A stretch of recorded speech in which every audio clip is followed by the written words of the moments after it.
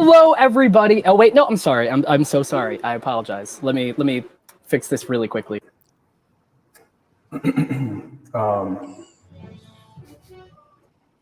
Just one more second, if you don't mind. I think I could do this a little bit better, if you don't mind. God damn it, Billy. Oh, you gotta cue the music though. Okay, cool. Now we're in the right spot. Hey, all you inquisitive case-solving cats. Welcome back to Tales of Initiative.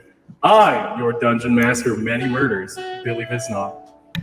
Before we begin our awesome part 2 of Death of a Con Man, let's introduce our slick sleuths in order of camera, starting with Anna.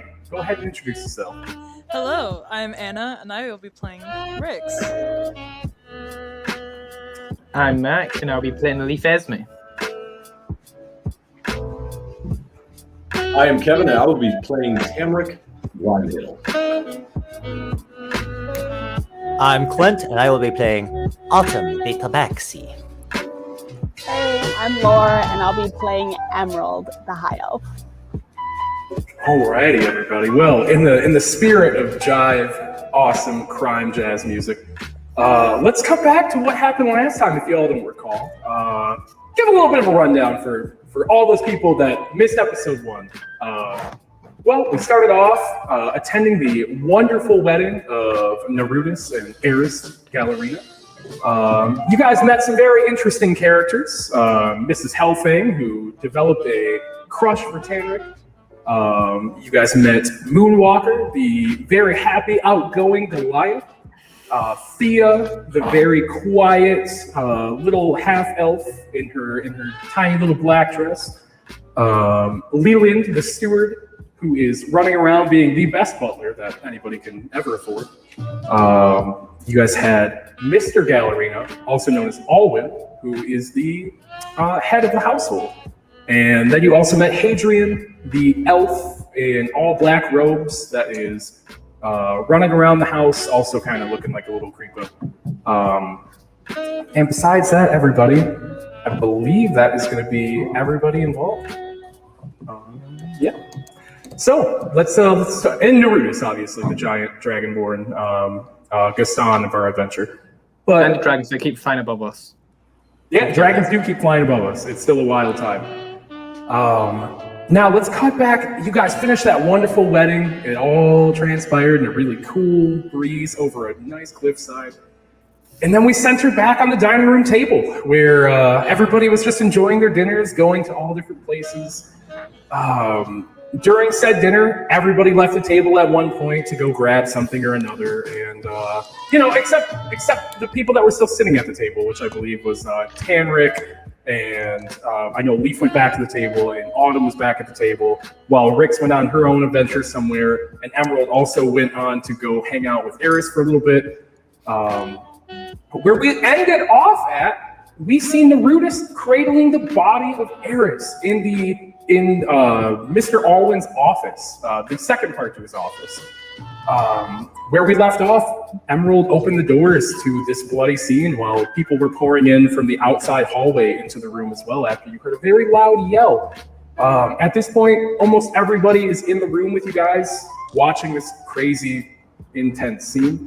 And the last thing you guys heard was Norrutus cradling the body, looking back at you all and saying, "You have to believe me, I didn't do this. You've got to understand." And that's where we pick up our adventure, is right there. So let me tune down the jazz a bit. All right. So now we are back inside. All of you are standing in the room with this corpse, and Norrutus is taken back a little bit. You left off directly where you left off last time. So you are just discovering the body right now. The people in the room with you that you can see would be Mrs. Hellfang is in the room. You don't see Leland in there yet. You also don't see Alwin and Hadrian in there yet. And you don't see Thea in there. So you hear more people running through to kind of discover the scene. The rest of you have all ran and made it before everybody else. Like, you are all are in that room right now. From different points, though, you guys, some of you entered from the hallway. Most of you, actually almost all of you, entered from the hallway, except Emerald, who entered from the adjoining door that separated the one part of the office from the other part of the office. And for those of you at home, I did make a little map that I will show on screen now for everybody that is curious. Bada bing, bada boom.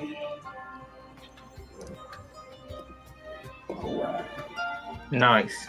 I know, it's fantastic. There we go. Oh, there it is. So you are all in. Oh, my voice thing is still going on? Oh my god, you should have told me. I did I'm so sorry. Just now. just now. Actually. There we go. All right. Am I back? Am I clean? You're Cool. great. Yeah.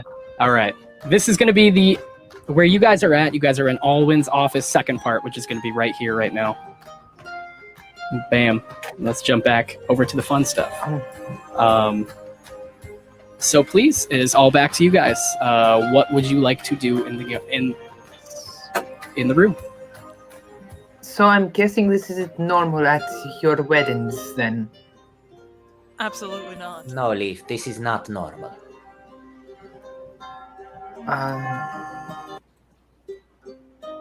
Well, we should gather everyone up. This is ending in tragedy.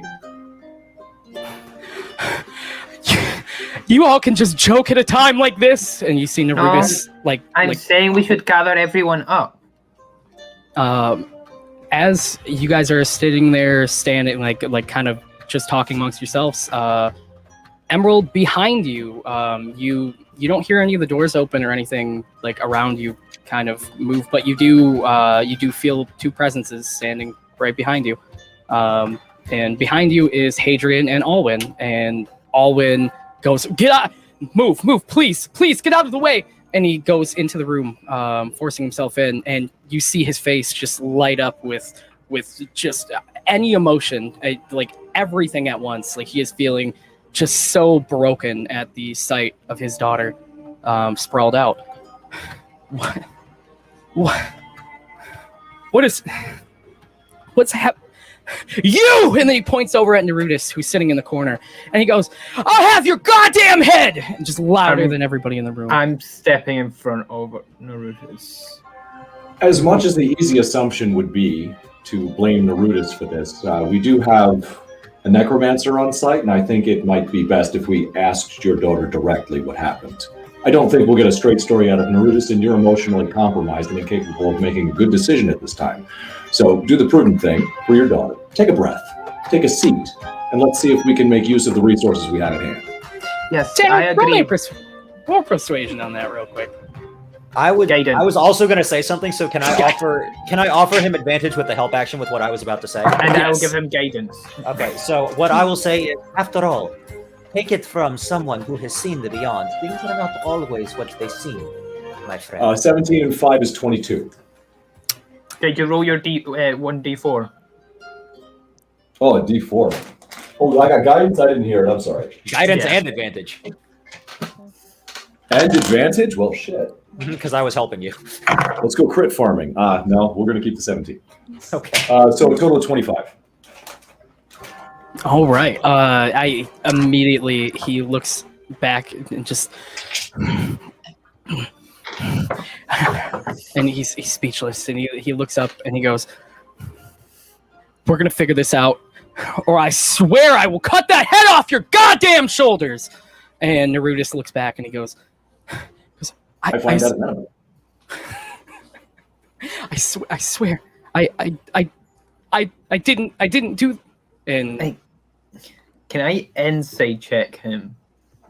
Norrutus? Norrutus, yeah. Absolutely.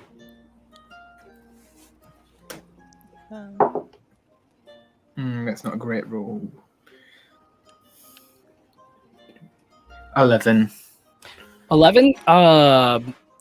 He looks like he is in fear right now. He looks like whatever has happened, the most that you can like gauge is that he is terrified of the situation as a whole. You can't, however, gauge what emotion he's feeling staring at Eris right now because it's so covered up by the threat of getting his head chopped off. I Is fear the that necromancer Norrutus. present? One more time. Is the necromancer present? He is behind Emerald right now. He's standing behind like where they both kind of entered from. So he hasn't Tanner entered the said room. that out loud, and he is staring at the necromancer as in, "Are you Staring here, at buddy? Adrian. You gonna do something?" No, I feel. What do you mean, no? Why? I'm not gonna do something. My Do you have something to do with it then? no. I prefer to hear his answer more than our speculation. That is preposterous. I have nothing to do with this situation. I am just I'm not at liberty to use necromancy at the moment. And Why? looking at him, he looks like I guess the best way to put it is he looks like roll me an insight check. Anyone that wants to roll me an insight check on him. You're so Hey. fucked. I meant that in the most loving way. I will Damn. guide myself with ghosts. I got a 12. So a 27, natural 20. Gosh. I And got what a one is 20, going? I got a 24. A 24. I got a 21. Got an 11. I got a 12. All right. Anybody over a 20. You look at Hadrian, and you can see arcanic residue on his hands, and you can see that he has recently casted. You don't know, if he still I guess the best way to put it is you don't know if he still has any spells that can be used at this very second. It looks like he just recently within the last 10 minutes has cast. He looks drained through. He does look arcane. very drained. Yes. What? You wouldn't have left yourself resourceless at this inauspicious time, would you?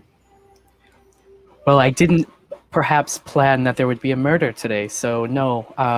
Planning resources was not exactly What did you my. use your spells for? None of your goddamn business. Well, if we're trying to figure out what Yes. happened. Well, seeing as the young lady is dead, your personal space, personal desires, and personal feelings amount to jack shit. You see, someone in here had something to do with it, and since you find yourself conveniently suddenly useless, you are also on the list. As you guys are talking, you notice over in the corner, after he walked away to the other side of the office, you see Alwin kind of speak up and go, I can vouch for Hadrian. He was not the person that committed this crime.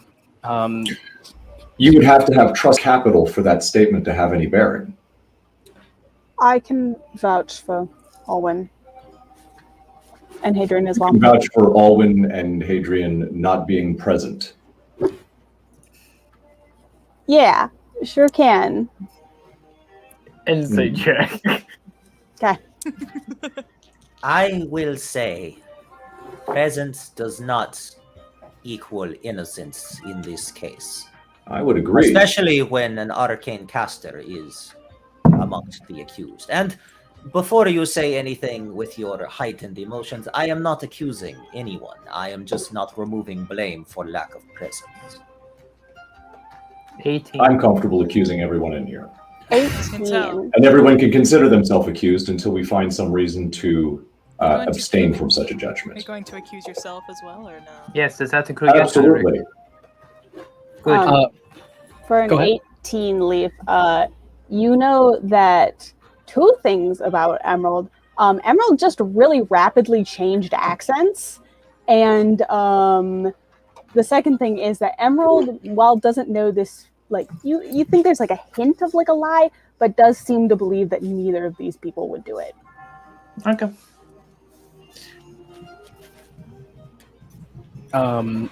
Should we gather the people that aren't here then? Leaf, previously following you was Moonwalker, and it seems like Moonwalker didn't follow you all the way through the door, but you now hear All right, make way, make way. What are we yelling about? What are we yelling about? And then she pokes her head in.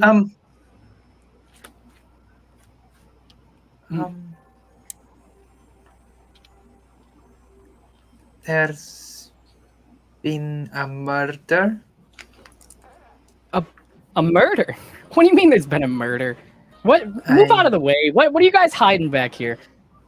She moves her head. I tried to stand in her way, but I'm way too small to get in the way of her vision. You want to make an athletics check to stop her from getting into this doorway?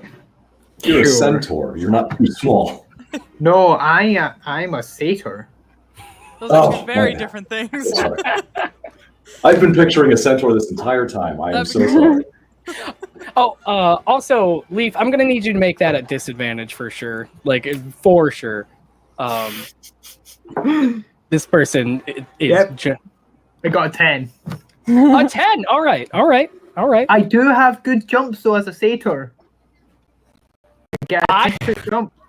You got a 10 at a disadvantage, right? Mm-hmm. This isn't okay. Leaf, you volleyball directly into Moonwalker as she is entering the room, and you just like knock her back out of the room, and she just falls like flat on her ass on the outside of the door. And she goes, "What was that for? What the hell?" Probably not best for everyone to be going into the crime scene. The crimes. What are you going on about? What are you hiding behind the door? What is everybody back there? Murdered. The bride has been murdered. Bride is dead. Norrutus claims, being the only one found with her, that he's not responsible. The necromancer finds himself conveniently useless, and everyone else is attempting to vouch for each other when no one in this room should be trusting anyone else. I have not vouched for anyone. Nor have I. Oh, and those Quite were the opposite, in fact. All right. Listen, Tanric, I think a little diplomacy would be helpful in this kind of situation. None of us really know one another that well. I mean, I do agree with Emerald, though. I can't remember the necromancer's name, but he was with her father most of the time. And I couldn't see her father doing this. I'd like to check over the body. Investigation check. Sure. None of those assertions hold weight outside of opinion. The first intelligent thing that anyone has said here is let's look over the body. Emerald, you feel a gentle, cold hand on the back of your shoulder as an ancient investigator of old gives you guidance. Excellent. While you guys go to do that, the one thing I should mention is as you guys were talking, Moonwalker completely passed out. Just fainted while you guys were talking. She is out cold in the hallway right now over the situation. I don't know if I've killed this one too by accident. Go out to help. Make sure she's Leaf, okay. perhaps now is not the time for such joviality. I'm not joking. I will. What was that investigation check? Dirty 20. Dirty 20. All right. I'm mainly looking to see if this was like a crime of passion, if this is like more what I would see in my line of work. Okay. Interesting. Got it. So, looking over the body, you're just checking the body, right? That's all you're checking? Mm-hmm. Okay. Looking over the body with a dirty 20, there's a few things that you notice right off the bat.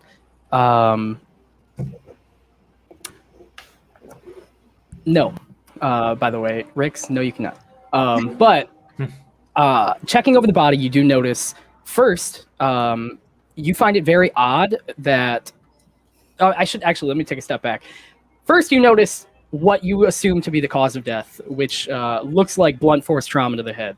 It looks like somebody struck Eris in the head with something very blunt and repeatedly. Second, you notice that for a crime like this, it's very odd that the floor is not covered in blood, and it is just like all you see.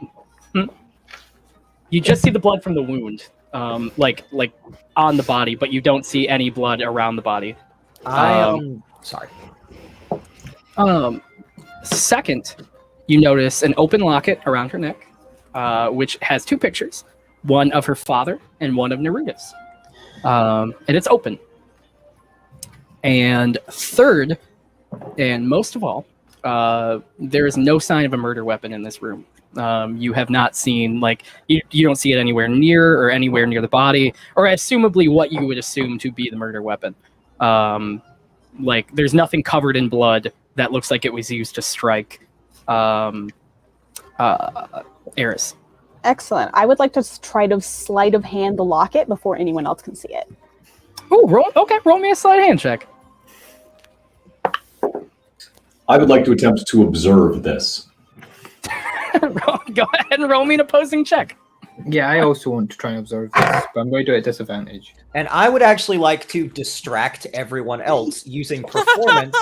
No, and hear me out, so that no one's looking to help out Emerald. I would like to use my performance to say, you do know I am a renowned psychic and soothsayer. Perhaps I could contact the spirit of the deceased.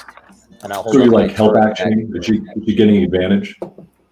Yes. I would like to roll performance to convey advantage. My role's not even worth it. Leland's If not that's okay here, with right? Billy, I don't know how that would work.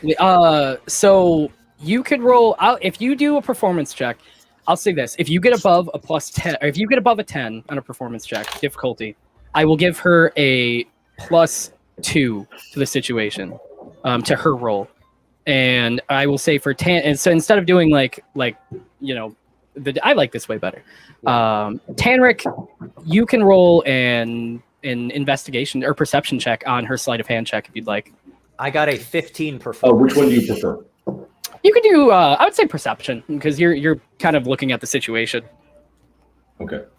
16 and 7 is brain shut down, 23. And I got a 15 performance. So that's a +2 to my roll? Yep.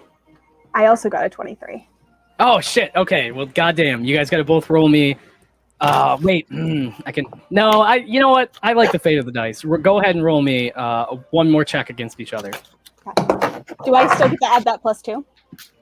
I will say this is just a check against each other at this point. So Okay. I will say no +2 on this one. Just straight up dice roll. Flat? Okay. Yep. Just a d20 dice roll. Okay. No, Got the same score. same score? Not as I rolled last time. Adding something? Aren't we just doing Oh like no! a Yep. flat? Just straight d20, guys. No adding to any of this. This is just a straight 16. dice roll I'm against. so sorry. I misunderstood the instructions. No worries. No I got worries. my face stuck in the toaster. You're okay. All right. So what'd you guys both get? 16. One. No way. No way, dude. That's what I said. Oh, That's what I said. That's what I said out loud. I didn't hear you. I just... All right. Both of you roll me one more dice roll, please God. Don't roll a 16 together. At this point, the gods are coming down. I got a 17 on this one. I got 1. Oh. Okay. Tanric, you do not notice Emerald stealing this necklace because you are kind of a little annoyed because next to you, Autumn is slowly showing off their tarot skills. Yeah. And Emerald gets away with just pocketing that necklace without anybody noticing. Okay. As this is all going on, I will say something. Autumn, you find something suspicious. I will say with your active perception and just intelligence, you can talk to the dead. I can't. There's no one to talk to here. That's weird, right? I think that's weird. I'm going to. How do I want to do this?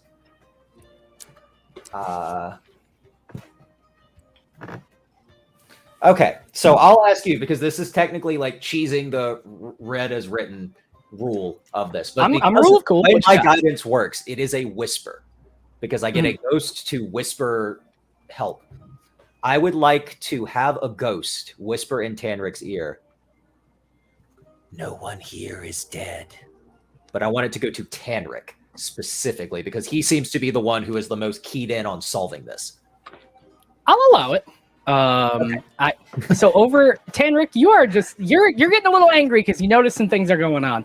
But as you're like kind of like cracking down on all the clues, in your ear you hear the ghost of no one you know, in like not a voice you recognize, but go no one is dead here, and then he goes right back in, and yeah. Oh shit!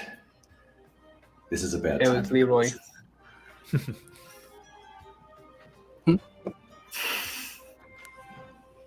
Right. Well, Autumn, that's very distracting, and I'm sure you're an amazing performer. I am not in the mood to be entertained. Do you think you could stop? I will just bridge the cards back into my one hand, and then I will minor illusion to flick my hand and make them disappear. Emerald gives you a little like light golf clap. Leaf Johnson. Does anyone else find it odd that head trauma, which typically bleeds a lot in my experience and in my profession, has not resulted in copious amounts of blood outside of the body? Well, One might surmise it's been moved. couldn't someone with magic be able to clean it up? I suppose you could use prestidigitation, but that'd take a lot of uses of that spell. I'd assume that the body was moved, yes? In fact, Or just what happened? I And if I feel like you are lying, I will shoot you in the face. Just roll me so an intimidation, just a Ten. fucking intimidation check, real quick. Jesus Christ! We do not need to threaten this man's life. more than we already do. Intimidation is only +3, so we're rocking a 17. You look at him, more fear comes onto his face as he was just threatened with getting his head like lobbed off moments ago. He's looking at you and he's like, the last thing I remember was I went out to get some fresh air, and Leland told me that I should go check on Eris, and I did, and then I found Eris like this, and that's it. And then you walked in on me, and I don't know. Are you saying that when you walked into the room, you found her in this condition? Yes, I'm not lying to insight. you. 21 Yeah, insight. he's telling the truth. Is He Leland believes here? that he found her this way. That's true. How long would a death like this take? Because he wasn't away from the table for very long. well, let's just say it's not a clean death. This isn't a execution. Someone beat her repeatedly, unfortunately. Someone without Does a it lot look of like several grace. blows? Yes, Did I miss that? Did it look like It does. several blows? it looks like several blows. Mhm. Is Leland Death by here? blunt force trauma is unfortunately not a quick way to go. Because he was at the table and went away. I don't think he was away that long. He was not. He was with me for quite some time. I also just saw Eris in the bathroom not long before this, and he was nowhere. He was outside.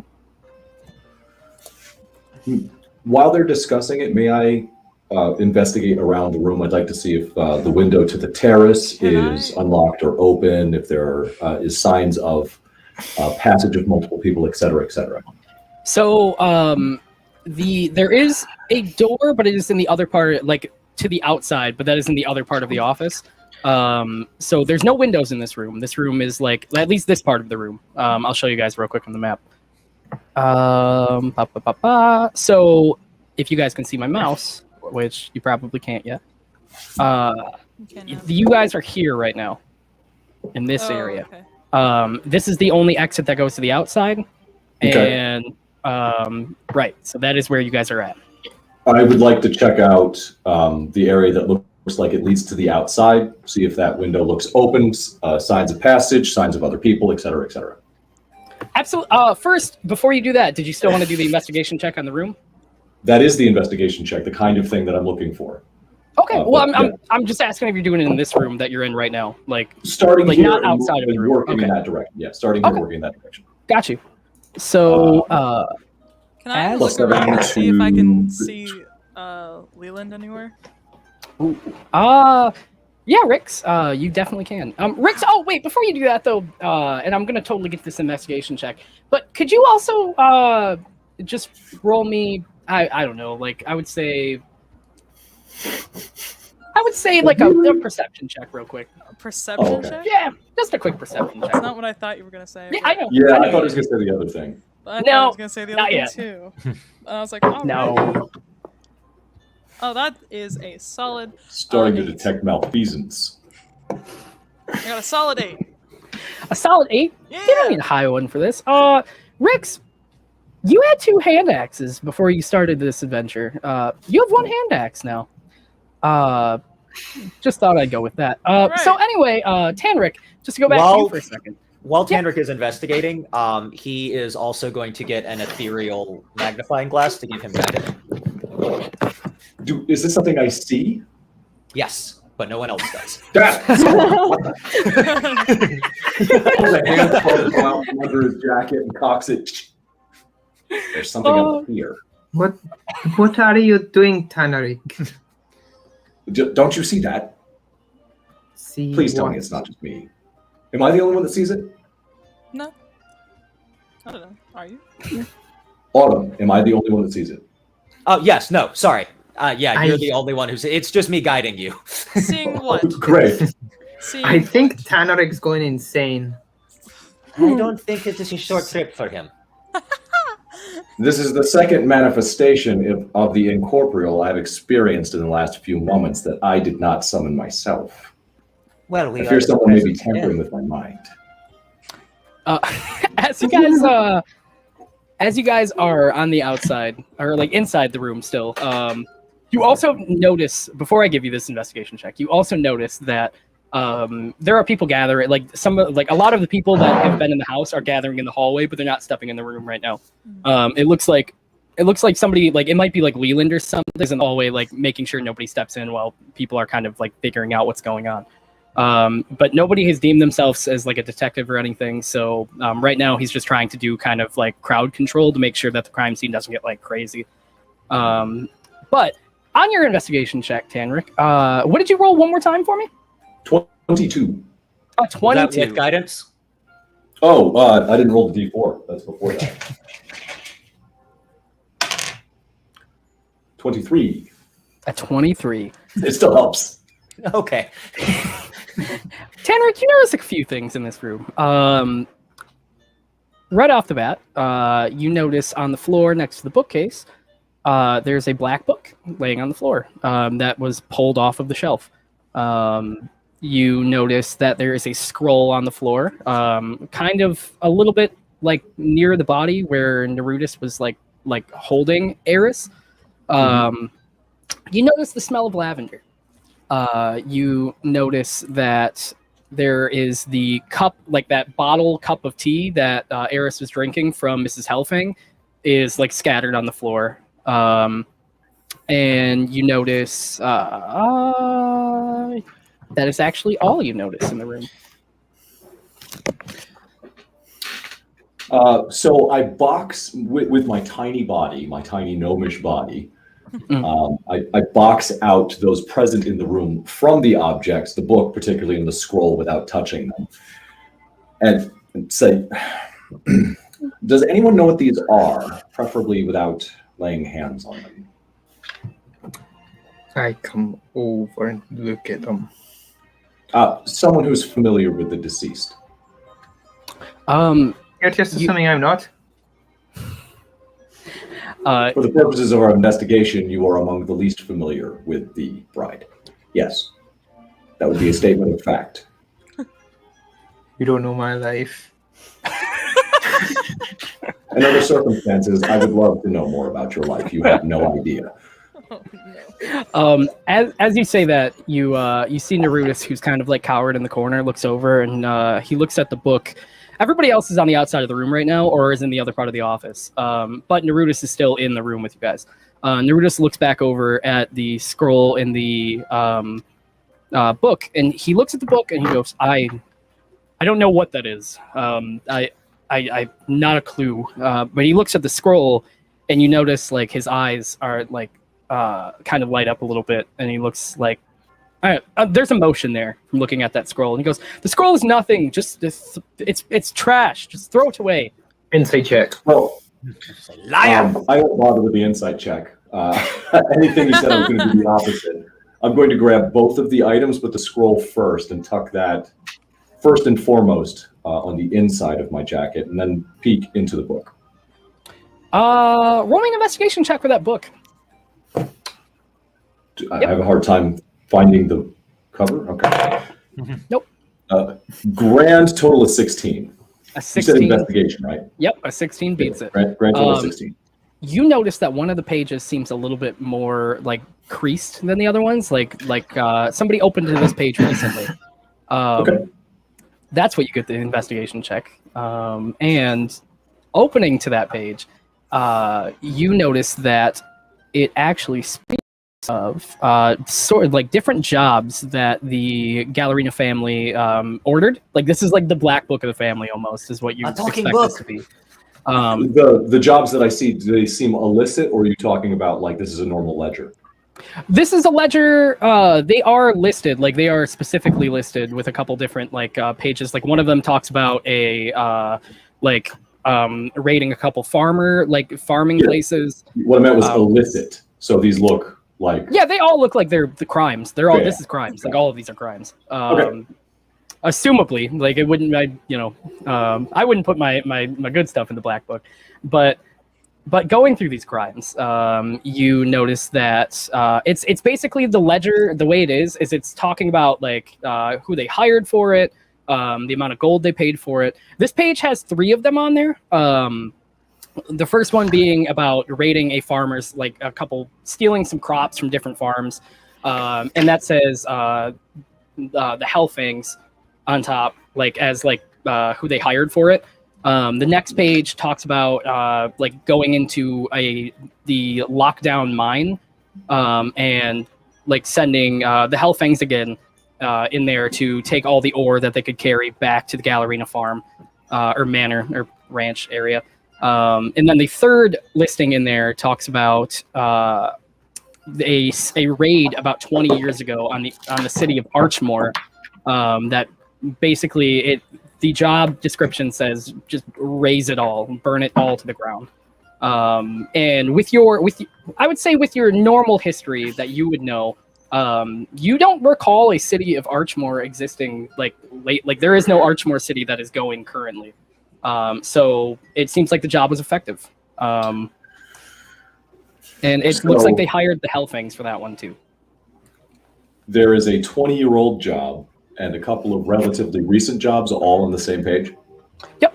They're not all recent. There's no dates on these. It's just the only one that says its date is the one that burns down the city. And it says 20 years ago. All right, that makes more sense. Mm. While this is going on, I'd like... Hadrian is standing right behind me, right? Yeah, he's in the other part of the office. So yes. I would like to fake fainting, basically, directly into him. Okay, roll me a performance check.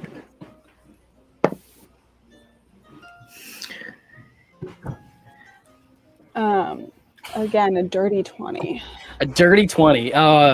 Emerald, describe to me how you fake faint into Hadrian right now. She again kind of reaches into her bosom area, pulls out like a handkerchief, and like starts blotting his.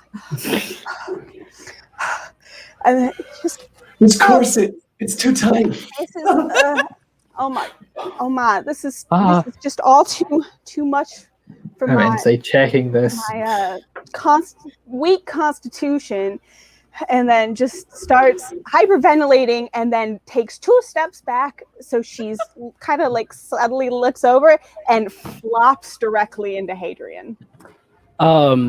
He recoils and catches you, but he goes, "Get off me, you dirty hooligan!" and like is like moving you off, and like starts like gently, whatever you do. I don't know if you're trying to take anything from him, but he gently starts setting you to the ground. Hadrian, it's That'd be not very nice to say that to a woman that's just passed out. Yeah, I was gonna say, Autumn, who as a charlatan performer knows exactly what Emerald was doing, Yeah, I is rolled a going to just 22 play this up and as then much as stay with possible, and that. Catch will be like, "How dare you, sir? This woman is having a reaction," and just like, just really playing it up for Emerald as much as he can. I What are you help. prattling about? The man just lost his daughter. Hadrian is not. Hadrian. Hadrian not is the Hadrian. necromancer. Oh, I heard the wrong name. Yeah. I did not You're lose trying my to daughter. Who is my daughter? That's the real secret. He's been the father real all secret. along. I'm gonna do a quick minor illusion to like cover Emerald's face and fake sweat and be like, "You see what you have done to her." Oh my! I think if you wouldn't, you're quite familiar with the house, aren't you? Sort of. I've worked here for a while. I don't currently work here, so I don't know what they do now. But yes, I have a general understanding. If you'd just be so kind to show me back to my room. Get the butler to do it. Do I look like your butler? And then you see Leland step in and go, right away. Do you need to go back to your room, my lady? Yeah, if you wouldn't mind showing me. Gives Hadrian just like the dirtiest look ever. Thank you, Autumn. Thank you, Leaf. I'll be all right now. I'm going to also take some time away from this to try and clear my head. Okay. Leland will start guiding Emerald to the guest bedrooms, which is on the other side of the house. Great. I'm going to go with them.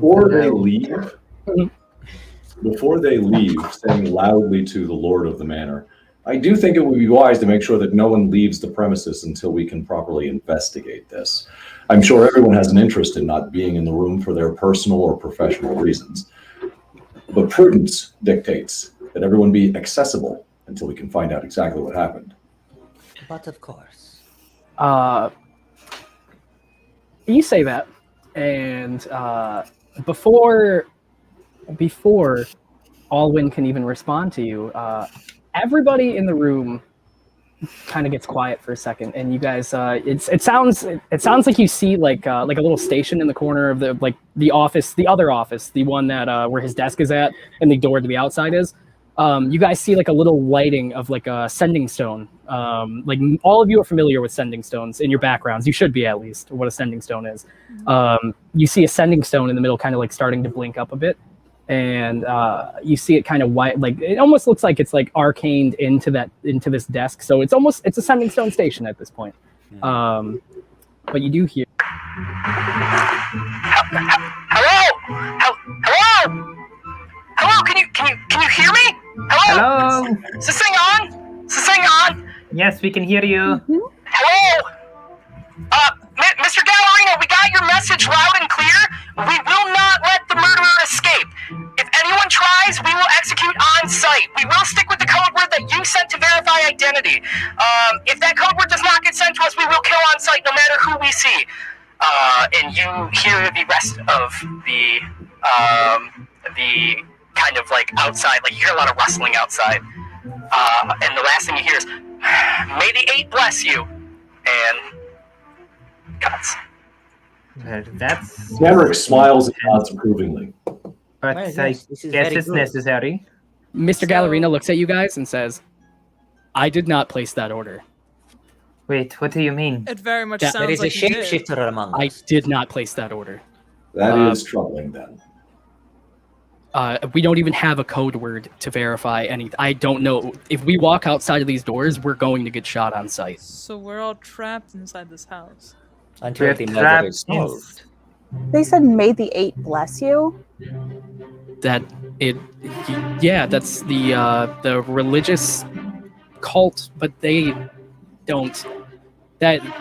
wouldn't have anything to do with this, I don't think. Well, obviously they do. It's a common. You guys know from a history check that the cult, or I'm sorry, I shouldn't say the cult. The group of the 8 is a religious group in the continent of Alsaria. But it's kind of like Christianity almost, and I say that like in a way of like almost everybody. It's everywhere. Yeah, it's not like they're one group. It's a mass religious group. So I mean, it could be possible that they did something, but it's more of just like his way of say God bless at the end. Well, it's either a clever ruse or we have an increased number of problems. I believe we perhaps have a shapeshifter amongst us. It is not uncommon.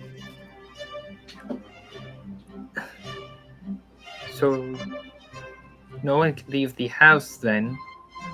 Obviously. We can't go any of the doors, like not even the courtyard. I assume if we walk off the premises, the courtyard is fenced in, but if we walk off the premises, I can't promise. They are sworn to protect us at all costs, even from the inside. Yes, they will, of course, listen to you, however. Have you thought for a moment of telling your guard that you personally gave them no such order and they should be suspicious of those who did? Just as a idea.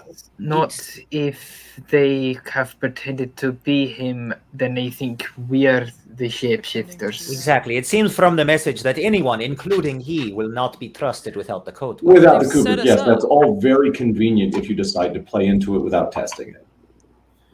Give it a shot. Give it a shot. I do not wish to be shot today. You see him kind of lean over towards the sending stone and send a message. Men, this is men and women. This is Mr. Alwin Galarina. I am asking you to stand down. Currently, I'm asking you to stand down. Mr. Galarina, can you please provide us with the code word, sir? Like I thought. Code word? I've never set a code word up with you. Sir, you told us to fire on anybody who seems to be even looking like yourself. We all found it very strange to begin with, but you swore to us and gave us a code word, and you even greeted us this morning and told us all about the plan. I did not greet you this morning. I was on the premises sleeping this morning. So that is a load of bull cocky. This was a plan. Someone set us up, knowing this was going to happen. Exactly. If the person on the other end is to be believed, or you are to be believed, we would have to accept that the guard knew that your daughter was going to be killed this morning. Otherwise, there'd be no plan to stop a murderer. This is either an incredibly poorly constructed plan, a poorly constructed ruse, or we don't have anywhere near enough information to trust anyone else. The advice would be, don't test it by leaving. However, everybody better start being forthright with their answers and their information. It could be a perfect way for them to get away, though. Exactly, that's what I was thinking. If they give the code word, then they can walk away. Who's to say they're even in the house anymore? Who's to say they are even still here? However, the only thing that awaits us is answers, not necessarily the justice of having apprehended the murderer. One step at a time. It's almost as if you've never done this before. Well, that's I'm because sorry, I've never had to solve a murder before. It's never been a part of my life. It's quite exciting. Are you usually on the other end of those exchanges then? I've never been a part of any exchange like this. I'm more hunting animals. Rix, you're getting pretty flustered. Can you roll me a d6 real quick? No, I cannot. Yes, I will. No. I have solved a murder or two in my time, so... What'd you get? A 5? A 5. All right. Rix, you don't feel that flustered. You feel okay. Oh, okay. All right. Does that mean we're keeping it together? Since we can't leave, are we allowed to go to the rooms? Since we can't leave the premises anyway? I would think at least in our own rooms, at least people would know where we are. Though I would not think anyone should travel alone at this point, since there is still a murderer amongst us, and we do not know just how far they are willing to go. Rix, would you like to accompany back to my room? Sure. With information this sparse, I'm also going to head back to mine, if that's okay. I'm going to stay and investigate and do something useful. You all have a good time. He seems to be watching each of you for your reaction intently in your face, particularly Rick's when he was poking at it. I just look annoyed. I'm just like, I'm gonna What did you say? You look annoyed, Rix? Is that what you just said? Yeah. Can you roll me a d6 real quick? You look annoyed. For some reason, I feel like... Oh, that'd be 6. Well, I'm just pissed. It's fine. Okay. You're not that annoyed. No. It's just... He seems to have it all together. I think it's a Well, we don't want to get in the way of the professionals solving the crime, do we? The utmost faith in you, Tanric. I take that as it's intended. You should. Don't get lost. Don't get killed. Boy. Tanric, before they're all kind of fleeing out of the way. Can you just roll me? Can you roll me a perception check? So are we like? Is it just Tanric and I left in the room now? Because I haven't left. Yes, Autumn. If you also want to roll me a perception check, that would be fine. Well, there's also something is left as well. Everyone. Norrutus is still. Yeah, all the people are still in there except like the people that were leaving to the guest bedroom. So the players and Leland are the two people that. Okay. Are, like, Okay. That is much clearer. All right. Mm-hmm. 21 perception. What did you ask me to roll? Perception or investigation? I'm sorry, I forgot. Perception. 21. 21. Cool. So, both of you. I mean, with that perception, you hear like a little kind of like a creak, and you notice that like the door to the right. No, the door that you didn't enter, that isn't where the office is, like the opposite from the other office. So yes, so technically on your right side from where I'm sitting, I guess. But the door to like that, whatever room, closet, whatever it is kind of like shifted, like it's opened a little bit. It seems like it's been opening, but you're now hearing a creak from it. Mage hand, woof. You shoot the door open? Whoosh. Yes. The door flies open. It flies directly open. You hear that wind from that door flying open, scatter a bunch of stuff in whatever is in that room. It looks like a room. It's painted pink. You can't see I mean, you haven't entered yet, but you can see from what you have seen, it's pink. Taking the risk of putting the duplicitous bard at my back, I will move into the room with hand crossbow at the ready. Hand crossbow at the ready. Tanric, you enter what seems to be a young lady's room. It's prime proper. There's a nice like bed, like a nice white trimmed bed, with giant like hand carved fence posts coming off it on the left side, like right when you walk in, with the headboard up against the wall where the office would be, or where that wall divides it. And then around it, you see stuffed animals and stuff. You see like little stuffed, like parchment stuffed animals. Like very, for what the time is, these are stuffed animals that they've made out of like burlap sacks and stuff. They're doing their best. They haven't made stuffed animals yet. But on the ceiling, you see little white flowery trim all over the place. Listen, stuffed animals in the 1700s, man. Bear with great. It's a chair. Yeah. But you see... You see that there's trim all along the top that's just kind of like cozy. Does this look like an adult's room? It looks like a young lady's room. It looks like it could be an adult's room, but like kind of like on the edge of like teenage, or like probably like a young adult. It just looks like they are still like have the little kind of kid mentality still. Like they're still kind of innocent, but you do see like books piled up on like a bookshelf. And the books seem to be like things of like higher study. So you would assume that it would be somebody that might be a little bit older, but still Like connected young to and this room. So am I getting the feeling that this is Eris's room? You would be correct. You are getting the feeling that this would be Eris's room. So what was scattered when the door was opened? Was it like papers or parchments? It seems like roll me an Arcana check. Well, it's not 0. 15 plus 3 is 18. 18. You notice arcanic dust kind of went through, and then just a normal shuffle of papers. So like some of it just looks like it was normal stuff, like some stuff off some bookshelves, some common paper, But the one thing that does stick out to you is that like the dust that you seen kind of fluttering about, you would know would be the after use of a scroll. I pop open the scroll that I had found on the floor.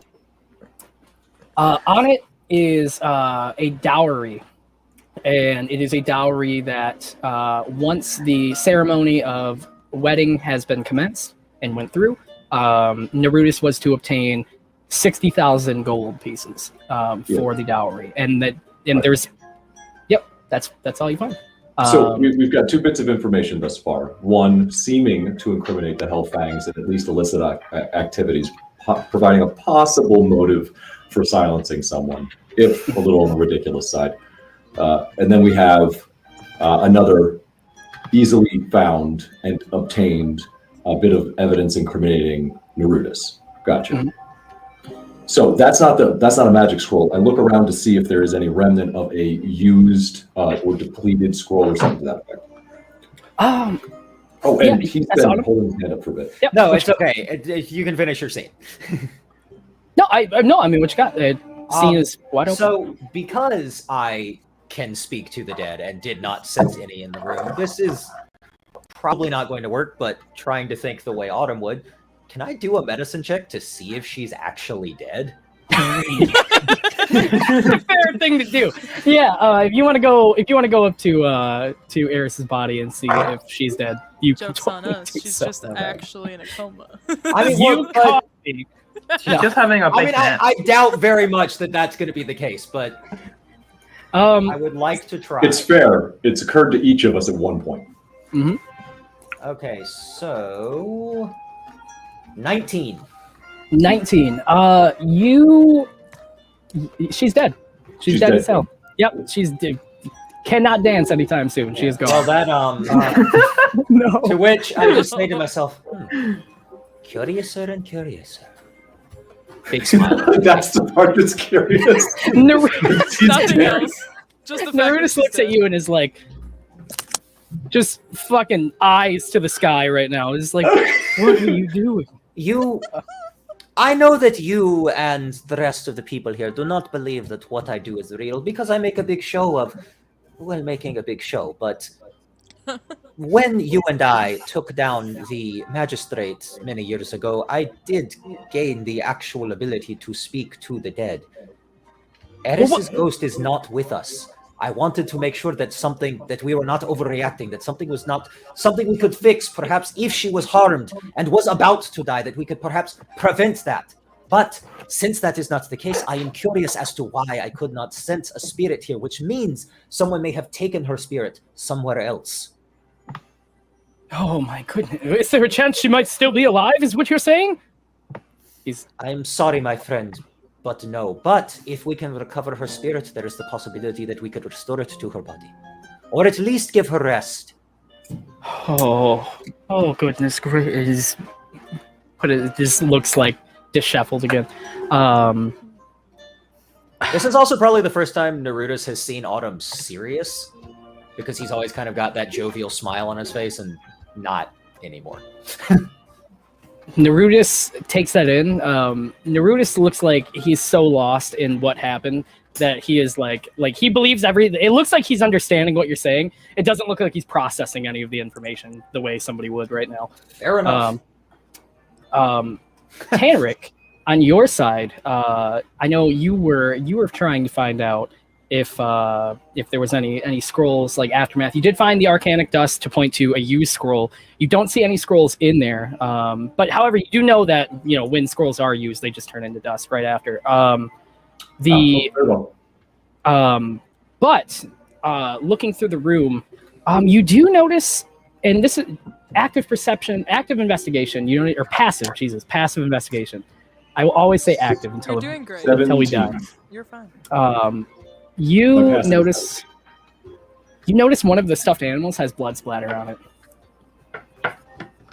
Does this stuffed animal look like it's made out of brass or wrought iron, like it could be a bludgeoning object by chance? No, it does not. That's the hard heading. Surprise! Bastard! We made our stuffed animal. Sorry, I'm way into this now. Now I want that to be the murder I weapon. like a firmer stuffed animal than others. Like I like a real soft pillow. My wife, on the other hand, not so much. She sleeps with a statue. I can't, man. This is. She sleeps on me. Oh, I hate it. God damn it. Basically the same thing. Oh All right. God. All right. Is it enough that so much that I can't pick it up without touching the blood? You could pick it up on one side and you wouldn't touch the blood, like an arm. Like probably if you were looking at it directly, the right side is like covered, like splatter, and the left side hasn't been hit nearly as much, so you can pick it up. So looking around, so I'll pick it up and I'll look around that area. Is there more evidence of blood? You pick it up. You notice the handle of a like something buried in the stuffed animals. Ah, very well. Autumn. Yes. Would you mind bringing Norrutus into the room for a moment? I could use your expertise, but don't want to have to chase him down with my small legs. Of course. And I will just very gently put a hand on Norrutus's back. Come, my friend, we must investigate further. And we will walk into the room. Fine. What is it? Well, I'm not asking you any questions. I just want you where I can see you. Autumn. Yes, of course. I don't know how much of your ability to communicate with those that are gone is bluster and bluff and show, and I cast no judgment with that statement. I ask because I need to know whether or not you are able to get impressions from objects. Very occasionally, perhaps. He steps aside. I think I found the murder weapon. Autumn, he steps aside, and buried in these stuffed animals, you find a hilt, like a slightly bloodied hilt, buried in the stuffed animals. I see. Well, it is possible that I could find something from this. Let me try. I'm going to reach out and I'm going to hold the hilt. And again, twisting the use, I'm going to use Tales from Beyond to try and get the last spirit that touched this, or something of that, to tell me something about it. I'm just going to try to do what he said and get an impression off of this.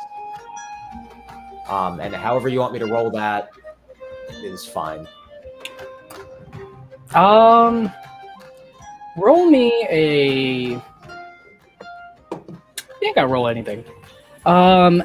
You grab the murder weapon and you pull it out of the stuffed animals first to get the impression. It's a hand axe, and as you start like your hand kind of envelops the handle, you like almost go into like a trance, and you see like a cloudy vision of somebody just bashing in the head of Eris in this room, and that's it. That's what you see. I'm so sorry for the graphic detail, everybody. I hope at home, if you are okay, I'm going to make it very quick. But you do see that act being performed through someone's eyes. You can't see like any detail. It's very cloudy, but you do see it happened in this room. But you do see that what you can see, however, is like the door opening, and it looks like Eris is very close to the door, so she probably just walked into the door not long after that person opened the door. So that is what you see, and then you go back into like where you're standing. You're right back standing there with Tanric and Norrutus in the room. So I saw someone beating Eris to death. Yep. Okay. So I very will, hastily, I should say. Yeah. I will let it go, and I will turn to Tanric and say, whoever did this, their intention was not to kill Eris. Their intention was to find something in this room. Eris just happened to walk in on them, and they could have no witnesses. So you were saying you saw someone looking for something in here. Did you see who it was? Unfortunately, no. The way my impressions work is I enter the body of the last one to hold the item. Well, that is not entirely without its own merit. Of course not. When you are using your cards, you can see your own hands. What color, what shape, what were the hands wearing? Was there jewelry? Were there scars? What color was the skin? Could I discern any of that in the darkness? It was dark, but I will say, roll me, just an investigation check because it went so fast. And Okay, I'm going to just preemptively give myself ghost guidance. Ooh. Thank you, ghosts. 26. 26. Said no one ever. You go back and kind of like rerun the scene in your head a bit. The person that is attacking is wearing gloves, so you can't see the hands perfectly. But what you can see out of the situation is you can see that let me find the right thing really quickly. You can see that the person handling the hand axe is using it with their right hand. You can't tell too much by the hands that are using it, but you can tell that they are right-handed. As it is unlikely that the assailant was trying to throw off a soothsayer, we are looking for a right-handed assailant. Someone who fights primarily with the right hand. I will state really quickly, just so you guys understand, it is very fuzzy when you do that. That is the reason that you're... No, I figured that's kind of But- a like Deus Ex Machina thing, so I figured there would be limitations. Yeah, I was trying to give you like a reasonable amount without making it like crazy. No. And I don't expect every line of questioning to actually work, but putting myself in a very skeptical, No, that's a good- man's mind. Like, You what's he threw gonna me ask? off. No, you're good, man. You're good. And that is definitely a thing that like Autumn would have looked for, but at this point he was focused. Mhm. So You almost got me, Tanric. You almost got me. God smites. No, I'm just kidding. Go ahead. Interesting. All right. Well, I'm unsure of what I have found is the actual motivation, what they may have been looking for, or a cleverly established ruse. The problem is we don't know how smart or stupid our assailant is. We at least know that they are prone to feats of panic. Were they a smarter assailant, they probably could have talked their way out of why they were in the room. If they were They capable panicked of and such- resorted to the such violence subterfuge. of resorted to violence against a very high-profile target like a bride at a wedding. They are not thinking with their full intellect. Gloves. Did you say the hands were long? Glove. We had this axe. It was discarded easily. And in a panic. It's my suggestion that we try to determine who it belonged to. Of course. Wonder. That doesn't necessarily give us the answer, but it gives us another place to start. While that happens, we're Go ahead. gonna cut over to our other group that is going back to the guest bedrooms. So Leaf, you're going with them too, right? Mm-hmm. Okay.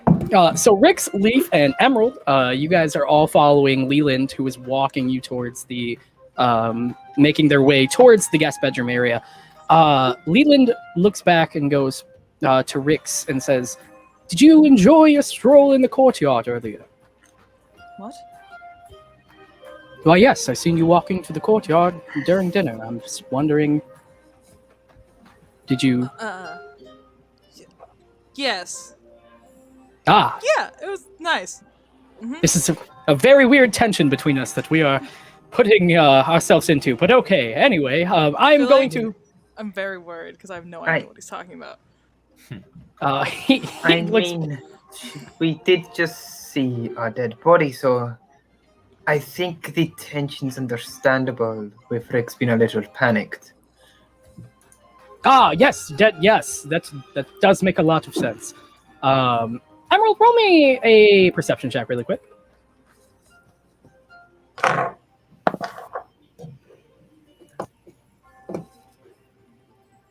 Perception.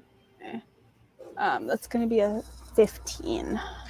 Emerald, you notice on Leland's arm, as you guys are walking a little bit, that he has a mark that you recognize, and it is a mark that the Verdant Court tends to put on people that are doing jobs for them, to show off in case, like, not like a branding, but it's kind of like a sigil almost.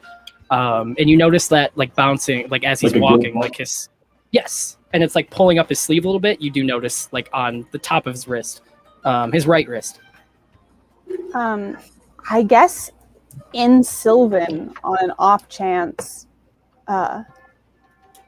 Emerald will just look and.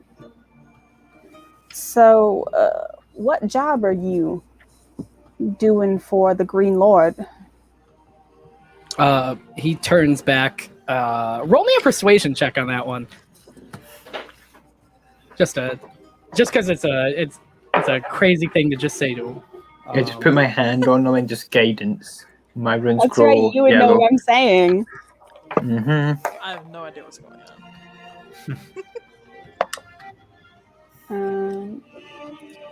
You said persuasion? Yep. Okay. 22. He turns back to you and speaks back in Sylvan. He says, "What I used to do for them, and we will speak no more of it." He looks very tense about it, though, and he, like, covers his wrists, like, very apprehensively, and just keeps walking with you guys. But he does further himself in distance from you guys and starts walking you back to the guest bedrooms. I want to Leland. to Oh, Emerald, like, while he's ahead of us, be like, what did you ask him? I asked him about some mutual friends of ours, the Green Lord. I don't know if you know that name, but in some circles it means something. Rick's from history, you know that the Green Lord is kind of like, I mean, you've heard multiple folk legends about the Green Lord. You can't exactly like you don't know, and you've never met, and you've never, like, been in the presence of said person, but you do know, like, they have gone through, and they're it's a very scary name. Like, there is a lot of events that have happened around the Green Lord that has, like, made them a very powerful name at this point. But that's all you know. Interesting. All right. Leland, I have a question for you. Yes, what is it? How do you get around this big old manor so quickly? You're always here and then there. Is there some kind of tunnel system that you use? Any kind of passages? No. Just very fast. And then he, like, kind of pops his calf pant leg up a little bit and he goes, "Look at these babies," and he puts it back down. What And- are those? I would love to insight check this. I also want to insight check. I will also do that. Mhm. Calves of steel. God, this calves of steel. I got 16. Anybody over a 15 on this? It's got calves of steel, man. You can run around. He's very quick. Whoa. But he does also look a little bit like just kind of like befuddled about the question you asked him, and he's like trying to gain a grip on, like, actual emotion right now. So he seems very dulled to most emotion, and assumably Emerald, like, that's with a little bit of context for you because you know what kind of jobs they usually send you on for the Verdant Court. That he's just trying to fit into the situation at the moment. Just quietly, so Leland doesn't hear, in Sylvan, I'm gonna say to Emerald, what was with the change of voice earlier? The which one? I'm sorry. You Oh, lost your accent. You noticed that? I did, but I didn't want to bring it up in front of everyone. Well, I appreciate that, Leaf, very much so. I find that this voice makes me a little bit less intimidating, I suppose. People are more willing to take me a little bit less seriously. And very quickly, looking ahead of Leland, like at Leland, making sure his back is turned, looks at both of them, doesn't really seem to care if Rick sees it, brushes their hand through their hair, and for just a split second, you see a different face, paper white eyes, like where like there would be like normal like red for like blushing or like blood flow. It's like a gray color, pin straight like white hair from like here, and then brushes her hand back, and then it goes back. And Leaf, you would probably know what kind of person this is because you live in the Feywilds, correct? Mm-hmm. You recognize the face no of context to this happening. changeling. I don't understand a word you guys are saying, and all of a sudden you do that. I'm like, what? I don't know if we should tell people that because they're already suspicious of a shape changer. I know. Trust me. I heard what Autumn said back there. I trust you too, and maybe that's against my better judgment, but keep it between us three. I intend to. I mean, this is a main reason that it wasn't my best performance back there, and I really didn't expect that Hadrian to drop me like that, but give me a chance to tell you two, and very lowly in common to Rex. That's what I actually look like. Oh. Okay. But we're going to keep that between the three of us. Just the three of us. Of course. As you guys are walking, you hear behind you, hey, excuse me, and you notice that Moonwalker is like passed out, but you see the little girl in the little tiny black dress like carrying her, almost like trying her damnedest to carry her to the guest bedroom. She goes, "Can anybody please come back and maybe help for a second?" And like she like stumbles more like with this giant like Goliath she's pulling. I'll like go back and help. Yeah, I look down at my muscles, look at Emerald, and then look at Rex. Just be like, I think Rex, this is one for you. Yeah, and I'll like run back and help. But yeah, for sure. Like, let me help you. Like, what room are you trying to go? You start walking towards them, and she goes, "Not from you, please." And she stands back a little bit scared. She goes, "Please, maybe one of those two could help." And why? Why?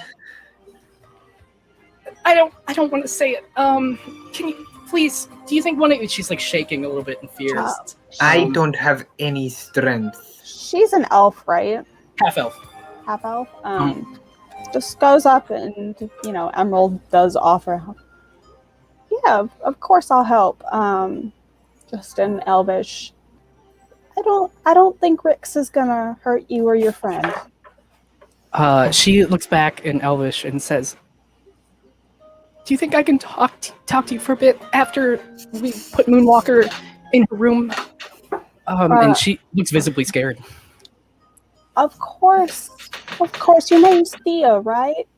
Yeah, my name is Thea. Yeah, yes. I know we haven't been formally introduced, but my name's Emerald. I think we were both friends of the bride, yes? Yeah. I went to school with Moonwalker and Eris. Sorry, it's been a long day, but yeah, I grew up with them. Of course, you come with us back to my room, and then you and I can have a private conversation. Thank you so much. And she goes back. She does look very eyeful of Rix though, and is very like helping with Moonwalker, but is like keeping distance from Rix. Do you want me to roll a strength roll?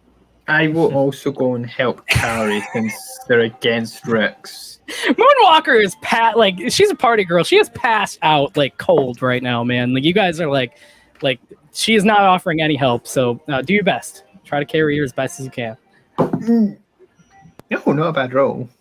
I feel like I'm like slightly upset because the whole reason You're I a left. Santa. Yeah, Huh? no. Are you upset?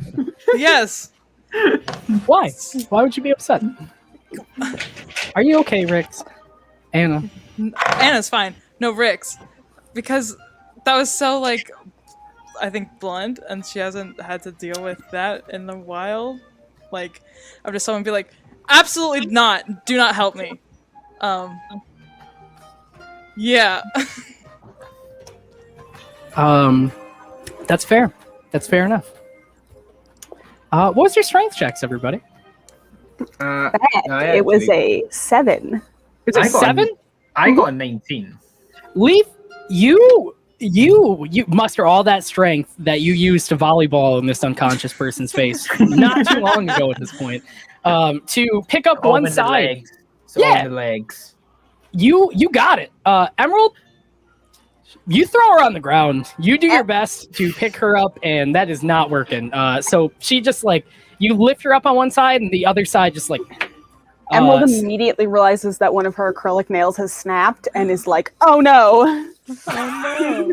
Your nail! And she says in Elven to you, like just out loud. She goes, Are you okay? Oh, I'm fine. I think you two have got it though. Okay, yeah, we can get it from here. Yep. Yep. They you all walked. Leland shows you to your adhering rooms down this long hall. If you guys look at the map, bam. Wow. You guys are here. You are in this area, in the guest rooms. Cool. What room's ours? You guys can pick. There's no assigned rooms yet. Everybody got here 2 days, so Right, and yeah. most people. There we go. Most people didn't have their choice of clothes or like carry-ons and stuff. So, you guys chose that part. So you guys can go sit in any room you want because they're all empty. Turns to both of you, Leaf and Rick. Do you guys want to be roomies? Sure. Yeah. It's probably better to have people than be alone when there's a murderer out there. Definitely better to stay as a group. Okay. Perfect. So you guys get a room. You open the door. There's only 2 big queen beds in there, like in every room. But yeah, inside it's kind of like your standard like just looks like wood walling and stuff. On the top, it's trimmed just fancy with the white decor. The beds are properly made. They're all made for expecting guests. It seems like they're always made. These are guest rooms for when anybody comes to visit. Is there a table? There is a dresser up against the wall. I'm going to find 2 beds, and I'm just going to take off my cloak and just hang it and make it into a hammock. Nice. Okay, sounds good to me. I'm with it. It's good to take a bed with you wherever you go. I like it. You notice on as you guys enter, Thea helps Moonwalker into her you guys are directly across the hall from each other. So she helps Moonwalker into the bed, and then she walks back out in the hallway, kind of sheepishly.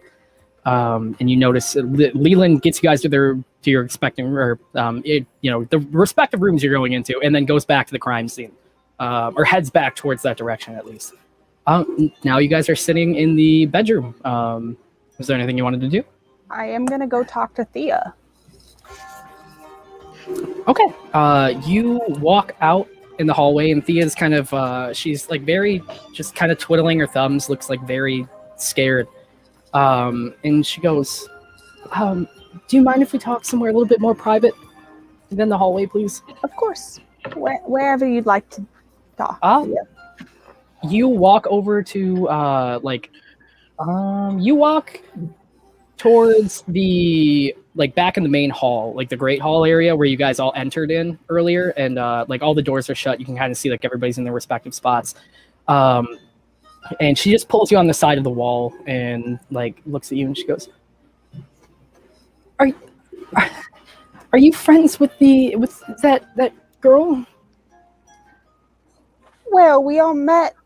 I think she's quite nice. We don't really know that much about one another, though. But I don't know who to tell about this, and I'm very scared because I know what. Listen, Thea. Can I call you Thea? Yes.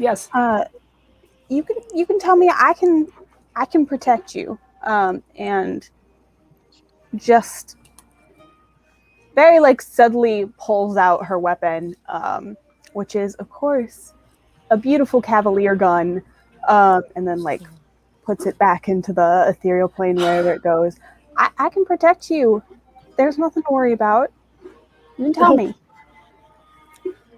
I was going to the bathroom and I noticed that girl walk into Eris's bedroom, and I didn't know if I should say anything about it. And I didn't know who to tell. I'm sorry. This? No, please don't be sorry. You came right at the right time. You telling me all that you know. So when did this happen? Dragons. Air elementals. It was right during the dinner when I went to go look for the bathroom. I noticed on my way to the bathroom, I noticed somebody walking through. I seen you and you walked away. But then I seen her walk into the bedroom. After I seen Eris go in there. I don't know. I don't know. That's the last thing I seen. After Eris? After Eris, yeah. Okay, well, I will do all that I can to figure this out. Thea, do you mind if this stays between you and me? I think that would cause unnecessary mistrust and a bit of panic before we have all the facts. Are you sure I shouldn't tell the detective people in there too? No, we're all working together. I'm one of the detectives. Anything that is notable, I will pass on. Okay. I'm gonna go back to my room for now, if that's okay. Make sure you stay with someone else, okay? You have important information for this case. You should stay with someone who can. Do you think she's gonna get me? No, I really don't think she would get you. And like I said, I would lay down. My word is my honor, and I'll do anything I can to try to prevent anything from happening to you. But I do think you should stay with someone else. I can walk you back to the crime scene if that would. Back to the crime scene? Well, there might just be more people there. That's all I'm thinking. That's a good idea. Yeah. Yes, I'll go back to the crime scene with you. Okay. Yeah, walks her back to there, and then walks back to the room. Okay. We'll cut back to Tanric and Autumn. You guys are back on the crime scene. You do notice that Emerald walked up. Is walking. You hear footsteps coming back, and you notice that Thea sits down in the hallway outside. Leland's back outside too, and they are just sitting outside of the middle office door. And Emerald, you're heading back to the guest bedrooms. Yeah, okay. Yeah, I'm going back to the guest bedroom after having a word. Just basically just says to whoever's standing there, she's having a rough time with this. Can you just keep an eye on her? I don't think she should be left alone. Right? The better in numbers right now. Yes, I would love to be. Absolutely. I will stay by her side no matter what. Fantastic. That was Leland, not Norrutus. I know I sounded a little gassed on there. My bad. I thought it was Leland, so we're okay. Okay, I got a little too hyped up on that one. But he goes, yes, right away. I will stay right next to you, by your side. And they sit out in the hallway. Emerald, you start heading back that way. We are going to cut back to Tanric and Autumn. And what are you guys doing back on the crime scene? Yes, well, what we know from what you've said, and I'm choosing to trust you, is that the killer arrived before Eris did. Was looking for something which I may have on my possession now, although I'm hesitant to believe it would be that easy. clobbered her over the head, and then escaped.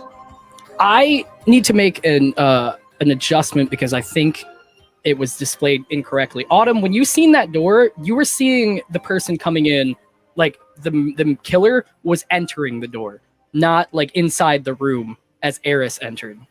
Which is exactly why we're having this exposition now. Okay, all right. Okay, Great I just want to double check that. So hold on. So just to make sure I understand what I saw. Yes. So Eris was in the room. Yes. And then the figure came into the room. Yes, and that's why I was saying Eris was in there for a few moments. It looked like she just entered the room not long after that. Like she was still close to the door when the door was open. Yeah, I'm sorry. I completely misunderstood. I just want to make sure. I didn't want you guys to get it wrong. I got you.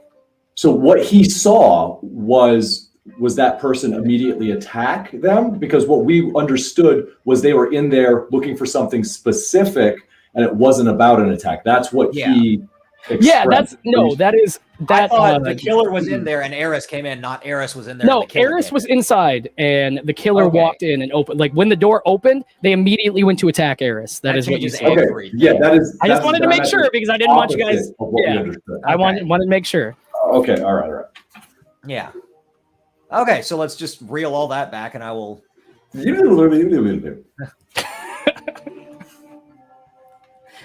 Okay. So what we understand is Eris was in this room and immediately beset upon by the attacker using this axe. Correct.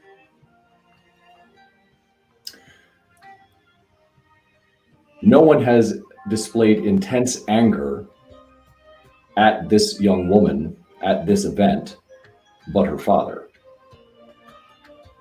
However, his grief and confusion, however incompetent that paints him, seems legitimate. All right, I want to bug into something because this is going off of the line of thinking like Tanric now. I entered the body of the killer, so I would get a pretty good idea of height difference. Oh, when you were walking in, you noticed that Eris was like from at least what you can get, they seemed roughly the same size. But because they were running and like jumping into the room, it's a little hard to tell like how exact height they were, but it does look like they were sort of on the same spectrum. But so relatively the same height. We're probably not thinking of a small-sized person with great calves. Is it fair to say? I mean, you can at least rule out the fact that it was somebody that was, with lightning calves. He most likely was not that person. Yeah, it was at least a medium creature. Okay. Mm-hmm. Or he's got really nice legs. You never know. Really nice he could legs, yeah. Kills it. How many strikes? I know that it's difficult to view something like that, but about how many strikes do you think it took to fell her? 5 is how many times you've seen her strike. Now, a very important question for you. Before the 5th strike, was she already felled? Were there strikes after she already fell limp? Autumn would see that as a yes. It looks like the final strike was like.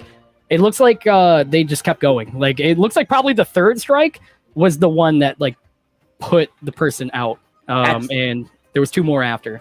At the risk of sounding macabre, and I'm sure you know this in your line of work, it is not often that the strike that brings unconsciousness is the strike that brings death, which leads me to believe that the one who did this deed have lethal intent. It's along the same lines of strangulation. No, I understand, but yes, after the felling, there was a few strikes for surety. You see, I have upon my person, and I would appreciate it if you would keep your distance. I have upon my person a ledger that outlines illicit activity carried out by parties associated with this family and naming those who carried it out. That's a point of contention and concern for someone who's looking to professionally protect their interests. I must sound very upset because someone just delivered chocolate to me. I was about to say, you're welcome for the ghost there. That was the best ghost so far. You can keep that shit up. A crime of passion, however, I often find those who've committed that send several strikes afterwards, several bolts, several stabs, several cuts. The intent is what we're trying to figure here. A professional wouldn't have wasted the energy. Someone in the grip of their feelings, however, intense feelings, perhaps intense feelings associated with a massacre that ruined their life, their livelihood, and they only went to the school that they went to as an act of mercy I or must resentment. say, They watched the Tanric. person responsible for it thrive. No. No, I must say, Tanric, you are perhaps thinking too much like a good person. Take it from someone who frequents the underworlds that you are not the only one who knows that a professional would not be reckless. Therefore, a true professional would be reckless to hide their professionalism. I'd accept that explanation if everything else wasn't so ham-handed. Clues tied to motive in the middle of the floor? Perhaps clues to throw off motive. There should be consistency if it is a professional. We can't just randomly say in a vacuum that every individual stimulus has merit without attempting to tie them to the whole. Therefore, the haphazard hiding of the murder weapon is either a hasty ruse intended to frame someone specifically tying to it, and that goes with the evidence found, which would seem to tie someone to it, two motives, in fact, unless they were actually looking for it. And then we have the act itself. If it is about professional hiding what is done, as is in this book, putting it back, kind of turning away, if the actions are tied to trying to hide what's in this book, the other two clues don't make any sense. If it is not a professional, if this was a crime of passion or intended to look like one, then why were these so easily found?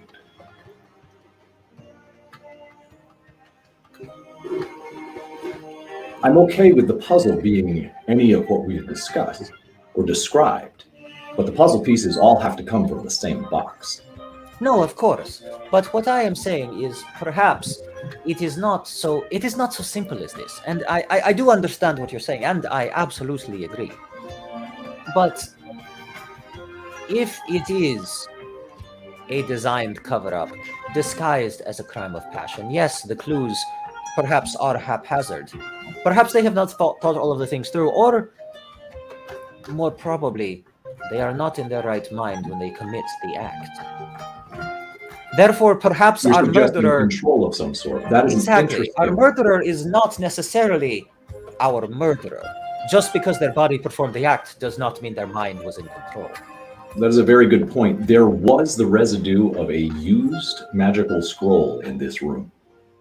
And we do have a necromancer who had just admitted to giving up his final spell slot. I don't know what that means, but he did seem exhausted from arcane exertion. You do not. It is fine. He spoke in such a way that he perhaps could have committed a spell, and if he is a wizard of some repute, it is likely that some of his spells lie in the realm of enchantment.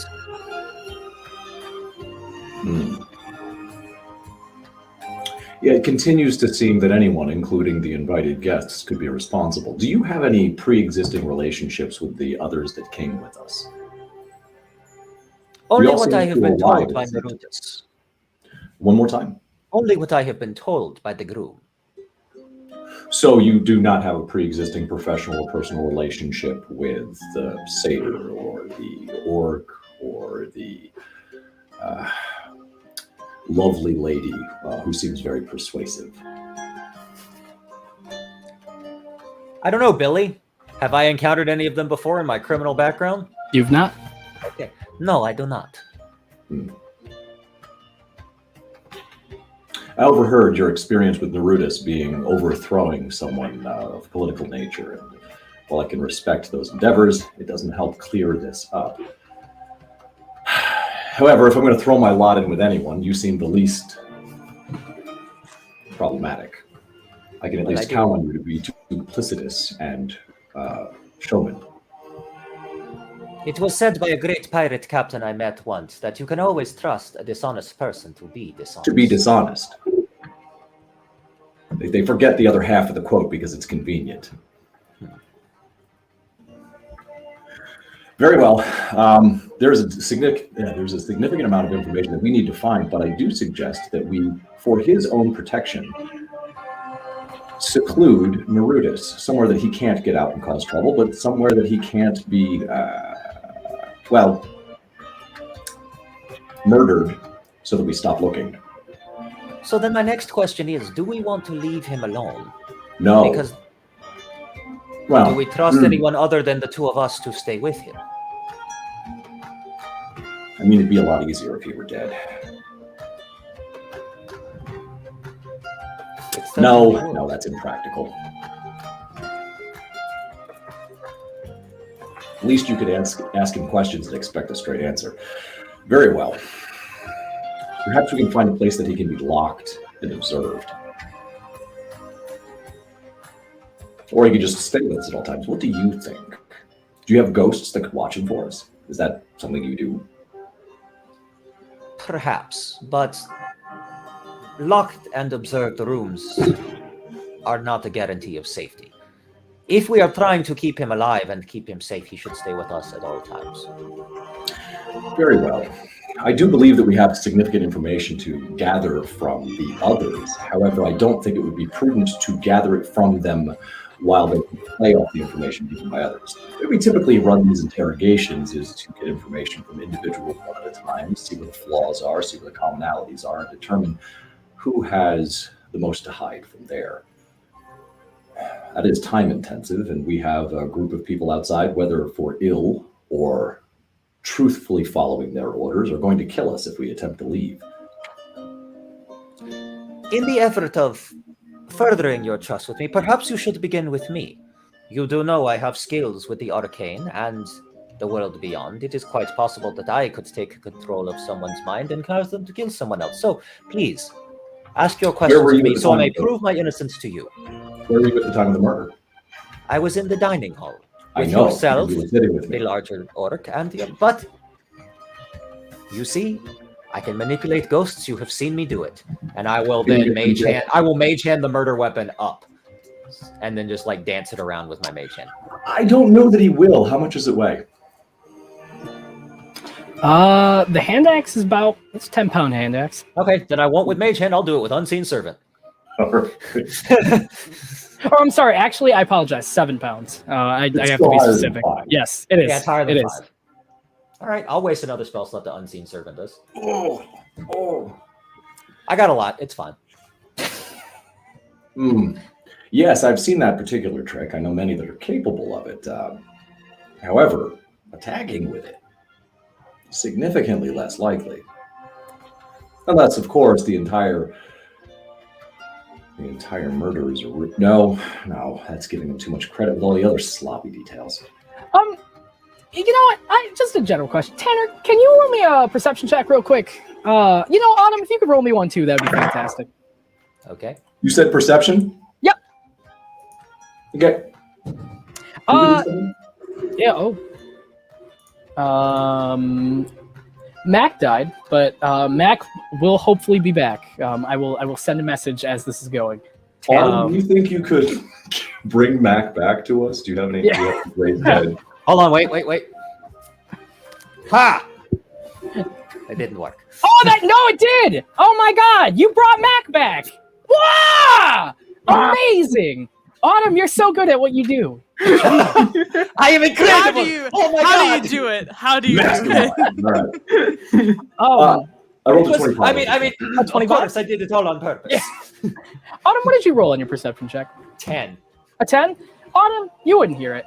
Tanric, you hear the stomps of love. It is creeping closer to the crime scene as you guys are going. Where's that little man at? Where is he? Is he inside the... We were just having a nice dinner moments ago, and he fled away from me faster than a goat on fire. Tanner, you- jump into the stuffed animals. Go. I will cover for you. Oh, little dearie, where have you gone? And you hear, madam, this is a crime scene right now. Oh, Yeah, I this is don't a care. lady. It's about to be a crime of passion if I don't find him in just a few seconds here. Outside of the room, you do hear like a bunch of stomping around of you might recognize her as Mrs. Elfing. I'll handle this.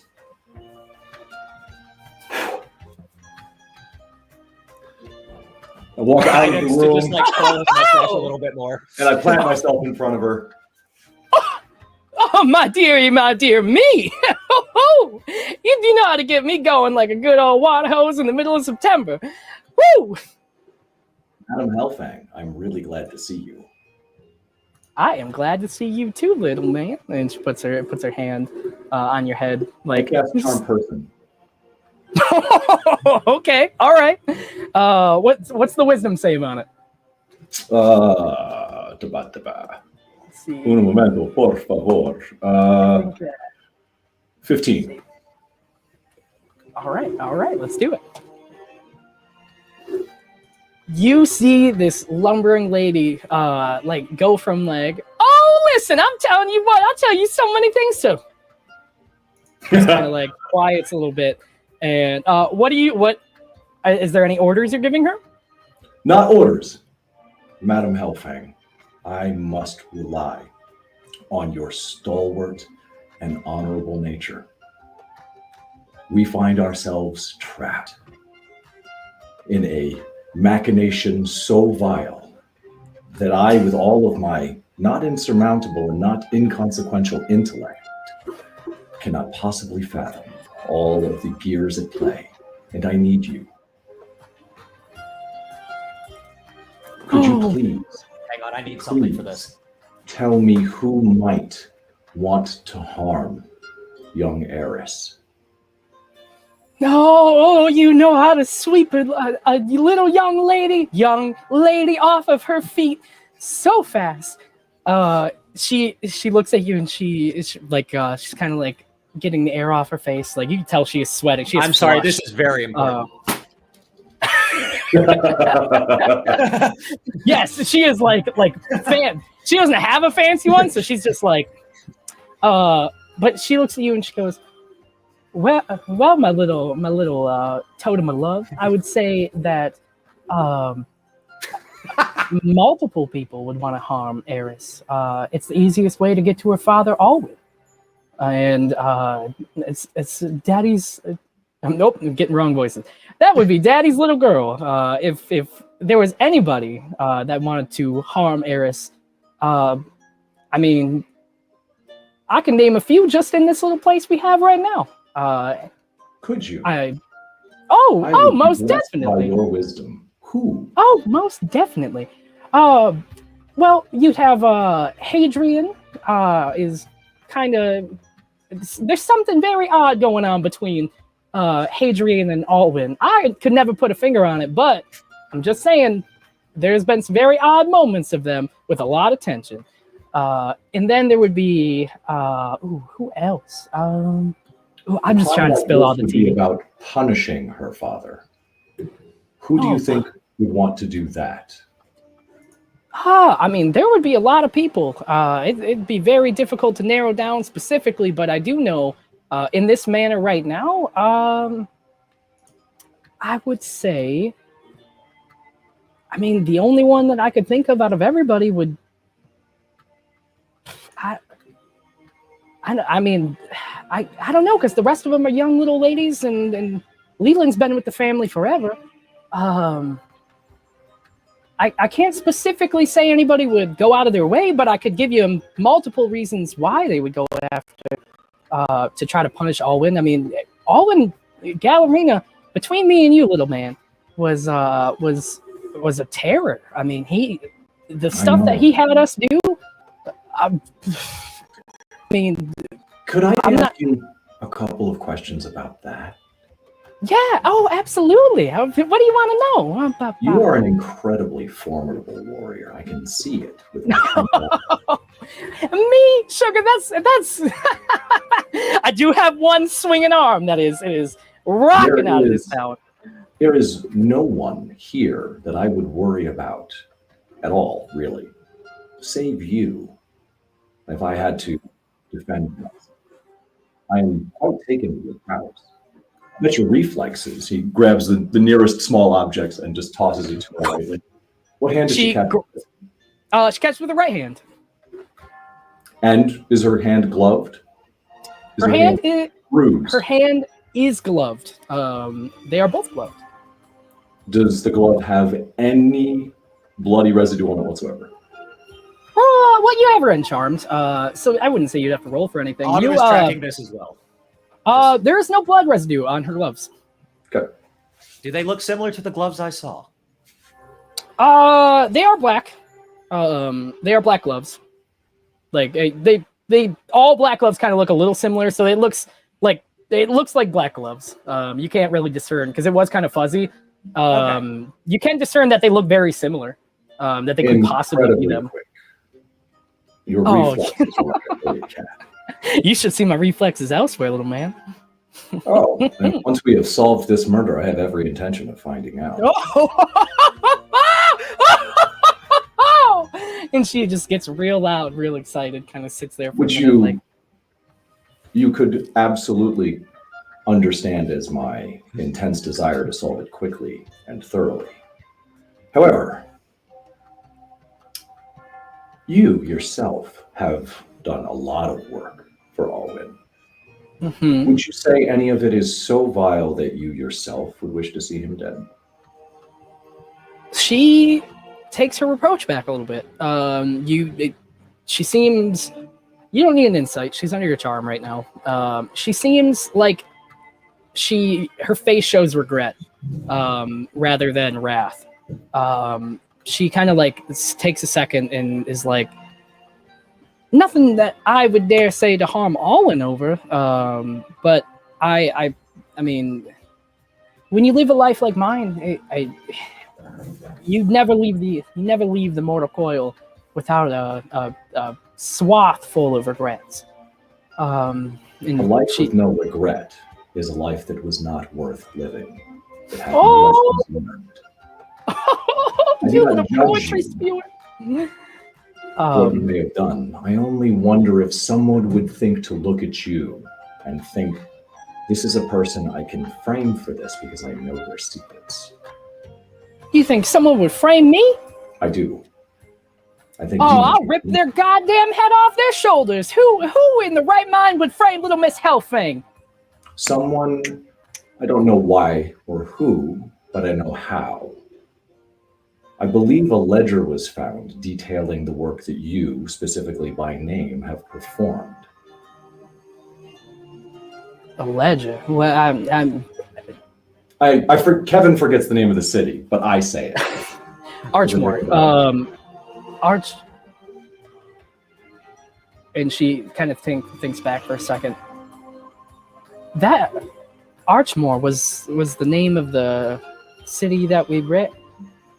And you see her face kind of unlock a little bit, and she like looks back at you and she goes, I mean, the only thing that we did in Archmore was I mean, we were told to kill everybody there. I mean, we were told to burn the town to the ground, on the orders of Alwin, and he knew full well what we were going there for. I don't know. I mean, I'm pretty good at my job. Perhaps not that I know of. We burned all the huts. Guidance.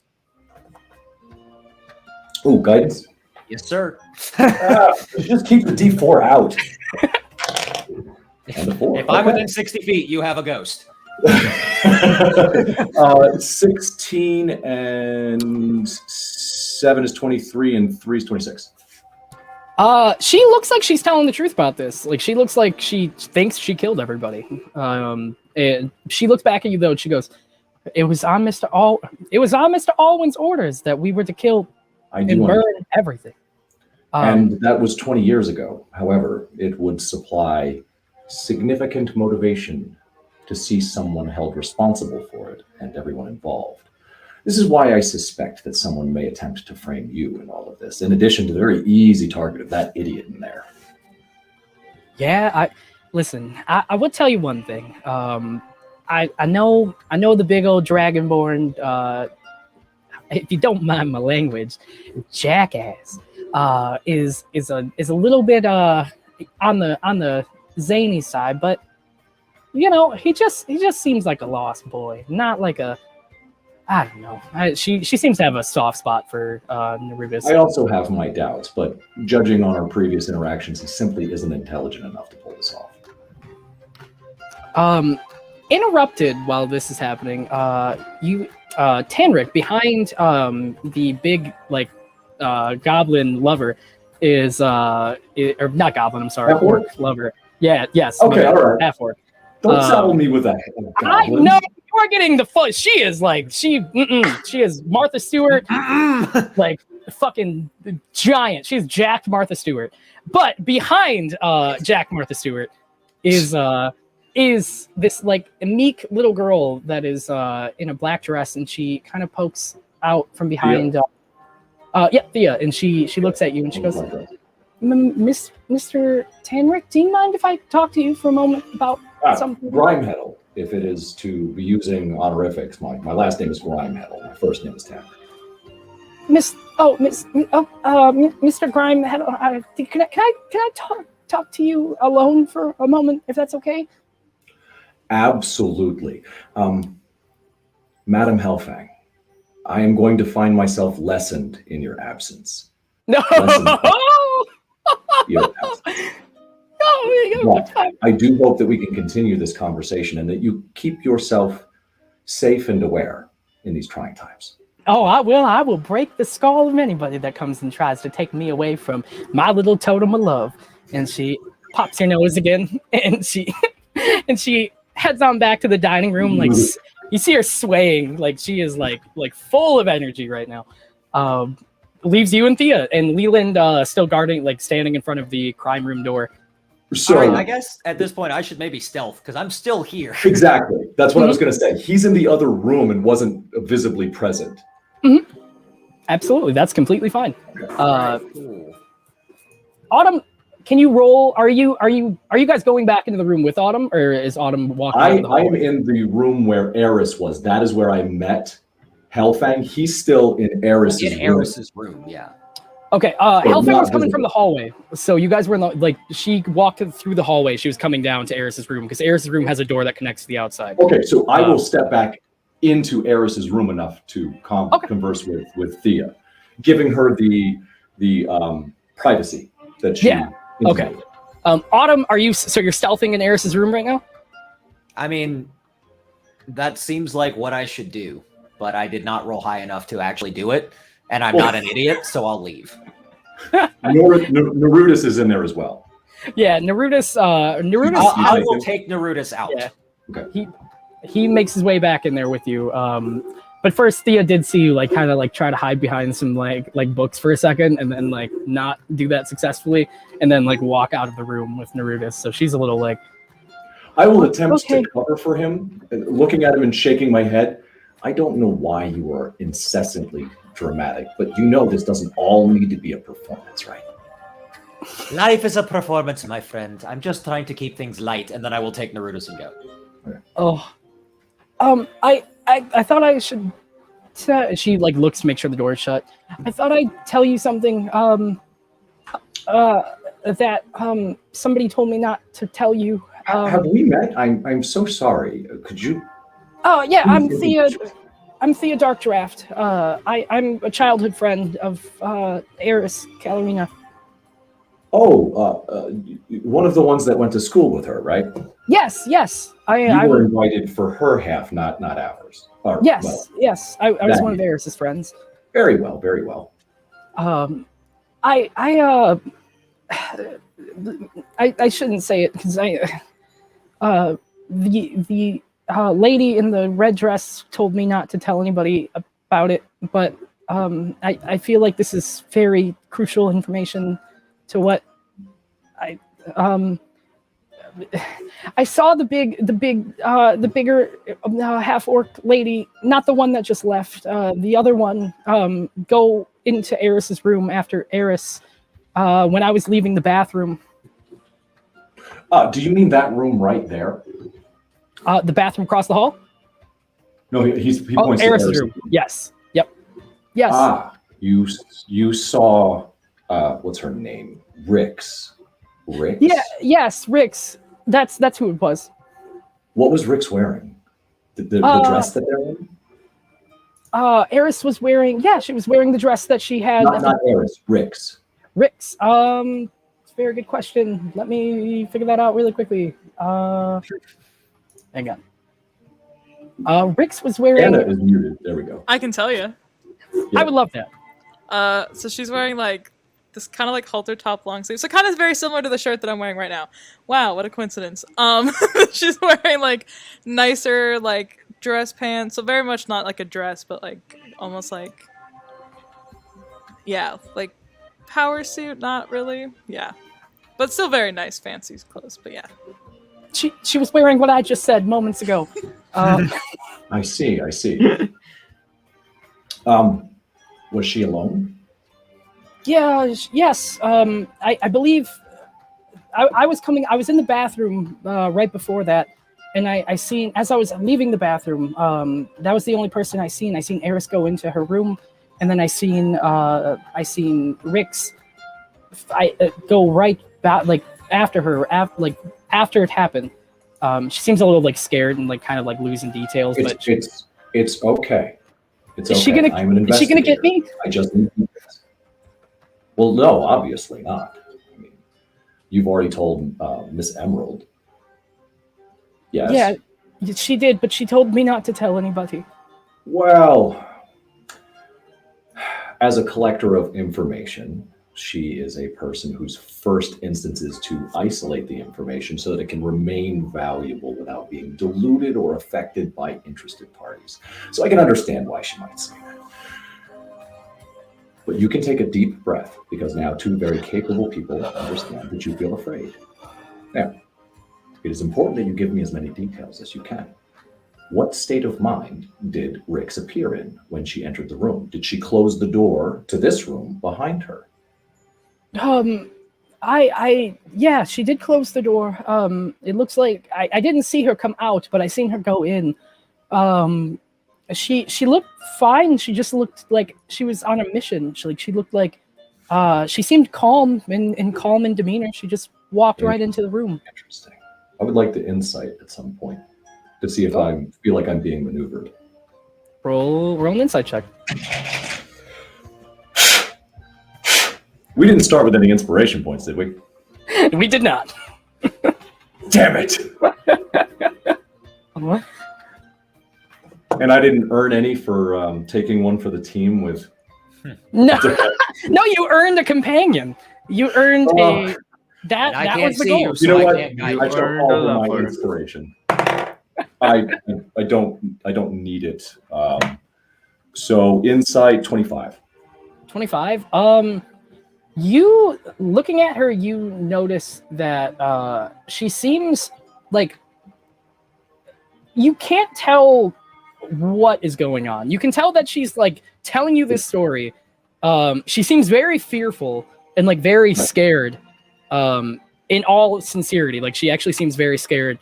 But that part's an easy mask, though. But what I asked was, do I feel like I'm being positioned? You're right. That's what I'm getting to. You feel that she is telling you things that you may want to hear, but you can't get any more like besides that. That's fine. That's fine.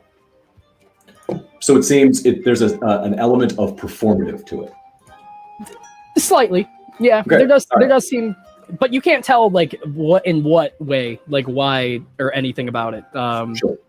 Yeah, no, I don't think skill checks are magic powers. I get really frustrated when people think that they are. I use a persuasion on the dragon. It wants to marry me. No, it wants to eat you still. She is the killer. It's all. This is her. She has the knife in her hand. No, I'm just kidding. She literally has it. It wasn't a knife. Right? Okay. All right. Interesting. You said mission. She entered with purpose. Calmly. It was calmly, Okay. yeah. I believe You said it she was was alone. Did she have anything with her? Paperwork? No, not that I can tell.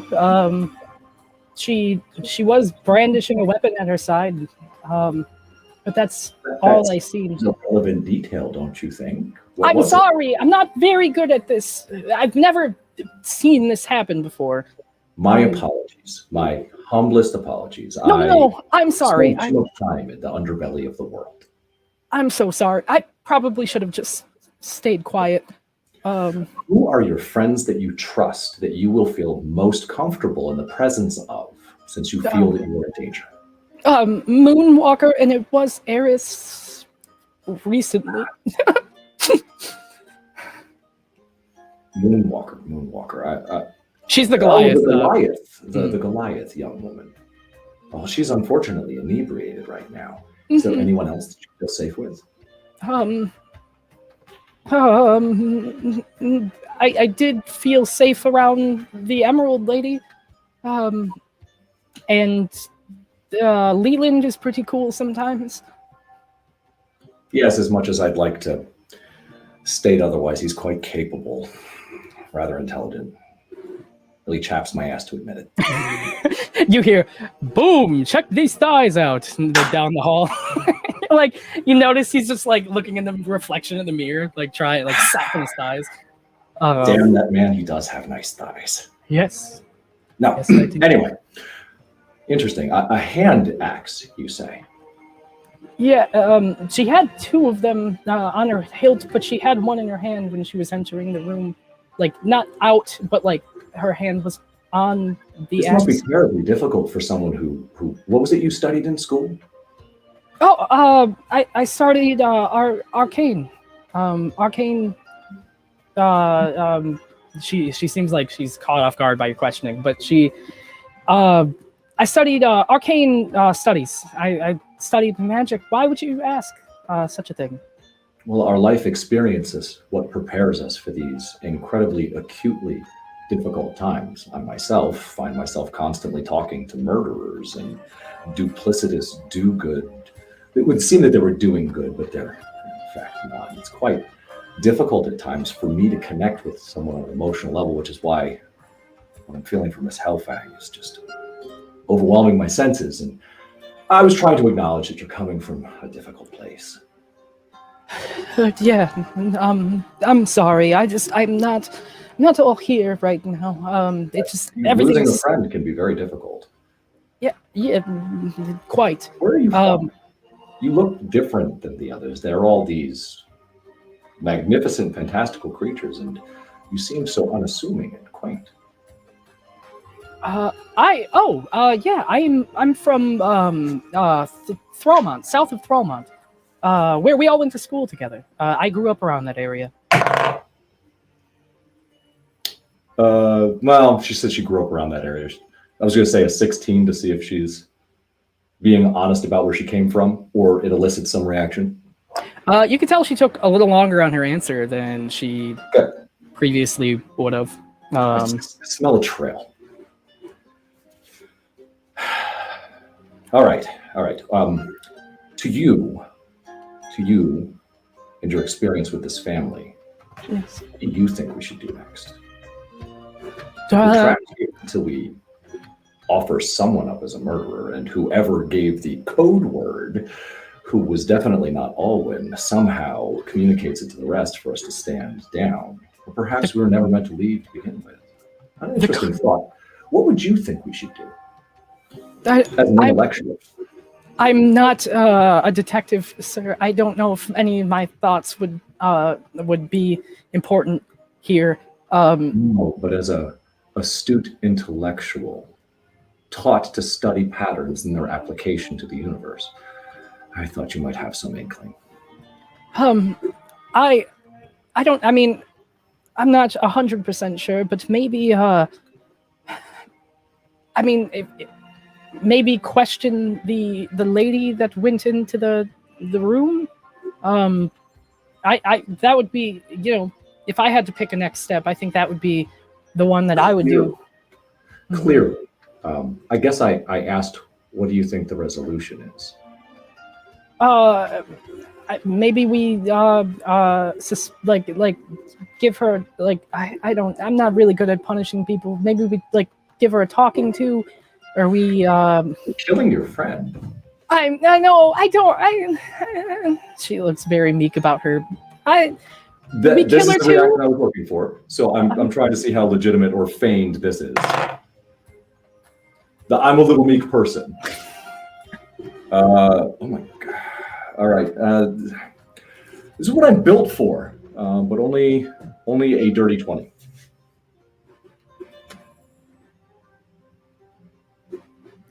Okay. You feel like some sort of performance is going on right now. Can't figure out what it is, but Yeah. something is going. Something is not. I mean, something in this lineup of questioning, and I mean, like even the meek performance and everything. Something just doesn't sit right. That's about all you get right now. Your safety is of the utmost importance. You have already told all of this, I imagine, to Miss Emerald. Yes. Do you think the father should also know? Yes. We should. Yes. I think that would be a good idea. Interesting.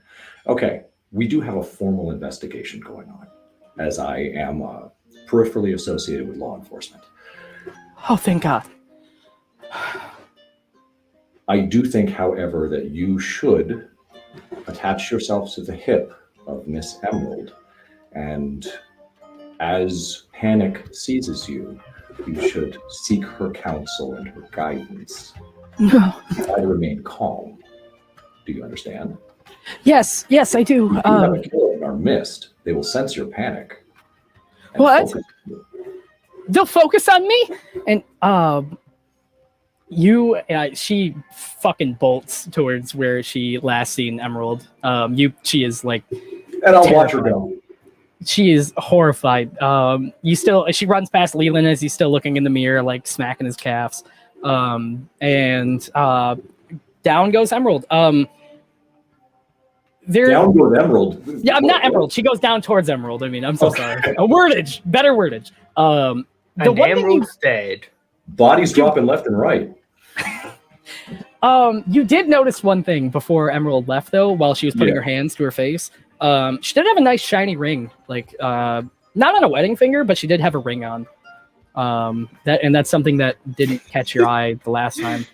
Did I make out what the ring was? It just looked like a normal. No, it looked like a gold wedding band with a blue diamond. Not like didn't necessarily look like a wedding band. Just kind of looked like more of like a friendship ring or something. Like it doesn't like show of like a bunch of value, I guess. Yeah. Okay. All right. I don't want to hold this up too much with like focusing on me. So at this point, I'm going to spend my time looking to see if there's anything left in the room to give you a segue. Absolutely. So we will go over. We will go over to Rick's, Leaf, and Emerald, who is now returning back to the room. Or assumably they've been back for a minute, but I assume that conversation was kind of quick.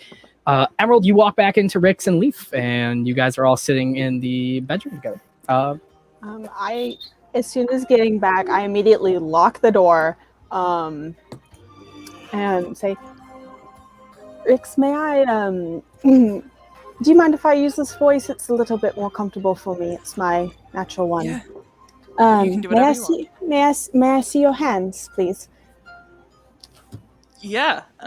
Yes. And I'll put my hands out, like, questioningly. I am looking for any traces of blood, anything. You don't notice any. You don't notice any traces of blood. Okay. What was that for? I do believe that Thea, yes, I do believe she is trying Is that the elf? The elf, yes, the young elf lady. I do believe she's trying to frame you for this crime. What? Wait, what? Listen, I just had a very interesting conversation with her where she said that you entered the room right after the deceased. Moments before she would have died, in fact. And listen, in the interest of newfound friendships, I don't think you did this. And if there's any evidence that anyone would have planted on you or anything, I wish to help you get rid of it, I suppose. I would like to do that too. Well, Good. I'm missing one of my axes, and I don't know why everyone says I've been walking around. I haven't been to the courtyard or this room. I have no idea what they're talking about. You did leave the the dining room though, and disappeared. You have some missing time, Rex. I guess so. I don't think that you did it, but you did disappear for a while. So we're looking at perhaps possession, perhaps if someone's a talented magic user, they could have charmed you into doing this for them. Look, I know you think I didn't do it, but like, everyone else might. This is a huge deal. No, I know. Which means we have to protect you. I told her not to tell anyone. I don't know if that's going to ring true. I hope that I've curved it for at least a few minutes so that we could Probably not. Did you not discuss see it. the way she treated me in the hallway? No, I know. Trust me. I was hoping to keep her as a contact, I suppose, but I don't know if that's going to work. The thing is, you would be the easiest one to blame because you're one of the only ones who were alone. But I never went in those rooms. I believe I you. believe you. But the problem is I don't know if Tanric will. Or Autumn. Autumn, I think. Autumn helped me, though. I don't think Autumn would be as harsh. I think Autumn, like me, is But her wrapped up father. in calm. Yes, father issues. Do you have any issues with this family? No, I only came because I got a letter. That's all I Understood. came for. I don't really know them, other than by their name preceding them. And the one thing that links us all together here. Who gave us who we thought gave us the letter. Yeah. We need to find out. Did they say exactly who sent those letters? It was a group effort, yes? They said they sent out many, but what if they didn't? Do we have any proof that there were 200 sent? What if it was just us? Yes, the only proof would be us. Leaf, you said you had you came from a small community in the Feywilds? Yes. I was wrapped up in something a long time ago that involved a small community in the wilds, involving Norrutus, and he offered protection, but it wasn't real. It wasn't real. What? I pull, out of my back pocket, I pull out a protection stone. On further inspection of this protection stone, Emerald, you can tell that this is fake magic on a stone. That basically this is what a con man would sell fake gold to somebody. Norrutus gave me this for a lot of our fake crops. It's a con. This isn't real. And throws it at the wall. It breaks super easily. Exactly what I was... This is exactly why I stole from him a long time ago to teach him a lesson for exactly this. And I don't know if exactly it was your community that I was alleviating his things for, but it was the same con. So at least you and I have a connection. I mean, you and I are... And Tanric speaks Sylvan. Why? And he seems very interested in when I talk about the Feywild and how I got here. Do not tell him anything else about how Did you go through the portal near here? Yes. Yes, my Mima sent me through it. Who's your Mima? She's the chief of my small village. Hmm. I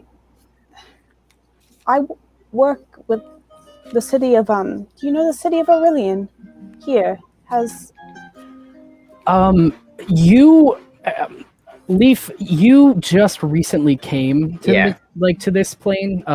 You know that that city. You've heard people talk about that city in your village, but because you're still a fresh blood, you don't have a very big selection of knowledge on that city. But you do know it has something to do with the Fae, but you don't know what. I've only heard people in my village talk about it. Yeah, we help protect where the portal is. I'm a member of that. Well, a member of an organization, the Verdant Court. That we belong to that city, and that's our main priority. So, it is strange that you would have just come through, and Tanric is asking so many questions about this. Rix, do you have any ties back to either cons that he might have pulled or villages, Feywilds, anything like that? Norrutus was supposed to help me get out of town that we're in. And he didn't do that. He abandoned us, and because of that, my brother died, and it's his fault. Do you mind me asking what the name of that city was? That was Cobble Nook. Cobble Nook. Yep. Cobble Nook. I'm very sorry that he did that. So he offered you protection too and lied about it. Yeah. Supposed to get us out because people were judging us for stuff that was going on. And they were just trying to kill both of us, so we wanted to leave. And he said that he could help us and basically let us into a trap. And yeah, that sounds like him. Leaf is still looking at the broken stone on the floor. Would he...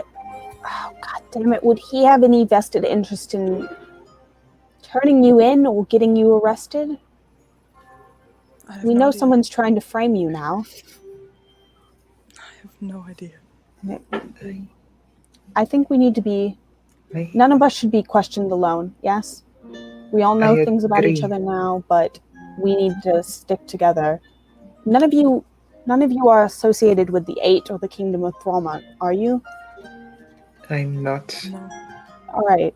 Well then, all Why of us. would he bring me here for the first time out to Feywild? So, how did he get a letter to the Feywilds? I'd also like to know that. I'd like to know how he keeps getting through that portal,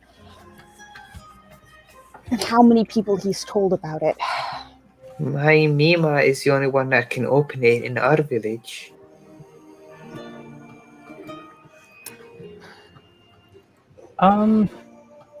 Just as you guys are talking, you do hear it seems like Thea and Moonwalker's door kind of opens and shuts on the outside in the hallway. It sounds like maybe somebody went into the room or left the room, but you just hear that outside. Holds up and looks out into the hallway. You notice that you don't see anybody out there. Yeah, you don't see anybody out in the hallway. I'm gonna go over to both of them and put my hands on both of their trying to put it on their shoulder but being small, not actually getting onto their shoulders. And just be like, we need to stick together, and I'm going to use my Fae thingy binjiggy for being a Fae cleric. And next time we roll initiative, you both get advantage on it. Oh, nice. We stick together. We you and us three, we need to find information to prove Rix's innocence before anything happens. And I'm gonna We start have by to talk to Tanric because I don't know what he knows. The thing is, they also might think that Rix might have killed them. Yeah. So But what if since you're a shape changer, they nobody might... knows that though? No, but if they find that out, No one's They- going to. I hope not. Probably more focused on me. They won't find out from us, but we don't know who's watching us in all this place. Let's cut back very quickly to Tanric and Autumn. I assume that you guys would walk back in the room and just be after Thea's left, still kind of investigating and doing your thing. You see No, Alwin. Actually, No, where are you going? I left. I took Norrutus, took him back to his room, and I just waited. And then I heard Tanric interviewing Thea, and I heard the way he talks, and I'm like, nope. I'm actually not okay with this. I've heard leading questions before, and even though that's not necessarily what Tanric was doing, Autumn doesn't necessarily trust him anymore, so he went back to his room. Okay. All right. Yeah, that's fine. Sorry to screw everything up there, Billy. No, Norrutus wouldn't go back to his room though. Norrutus would still be like he's not really allowed to leave the crime scene at the Well, moment. then I They're won't always leave gonna kill Norrutus him. alone. I'm just against the wall. All right. Norrutus is still like where the body was found, and Alwin is still sitting in his office. So if you're still next to him, then Tanric would just be in Eris's room, which is one room over from you guys. But at this time, you see Alwin walk into the room, like kind of angry, and looks around, and he goes, "Has anybody made any progress yet?" Yes. Great. We're getting everybody into the Great Hall now, and we're going to discuss this. No, I don't think that's wise. I think it is, and You aren't thinking. You're emotional. Okay, well, listen, all of you are standing around, and what progress have you made so far? Actually, I understand and know quite a bit, but until you calm down, it doesn't profit anyone to tell you. So take a deep breath. Roll me a persuasion check on this. You're not even trying to persuade him. Oh, fuck. I did well. 26. Okay, he calms down. He kind of minces his words a little bit and is like, fine, but I need all of us to be in one room. I need to find this murderer now because I'm going to punish him, and if not, Norrutus is next on my chopping block. And he looks over at Norrutus sitting down. He goes, I don't care how emotional I sound. The gravity of the situation is my daughter is laying dead on the goddamn floor. Yes. Norrutus is not the culprit. And it would be a shame for you to exact revenge to satisfy your immediate feelings and not lean on the years and years of careful planning that you've utilized in the past to amass your wealth and put yourself in the position that you are. You have so many skills that you could be leveraging at this point, but you are allowing your emotionality to neuter you. What did you just say to me? You have a very good memory as well. My daughter is goddamn dead. I don't give a damn about my wealth or any of the things I've amassed. I am going to put my hands. You are so emotional that you did not understand what I said despite hearing it. I said you have considerable skills used to those ends that you are not using now because you are emotional. And frankly, you're getting in my way too. He looks angry, and he stomps back off to his office area and goes to sit back on his desk. You see Hadrian and him are like talking at the desk quietly, but he still looks very angry. Okay. So I don't follow him into the room, but I move to the doorway and I look directly at Hadrian. What does he look like now? Does he still look exhausted? It's only really been 30 minutes. Yeah, it hasn't really been that long. Yeah, he still looks pretty exhausted right now. He's been talking. He looks pretty like entranced in the conversation that he's been having with Alwin. Like he looks. Roll me an insight check. Okay.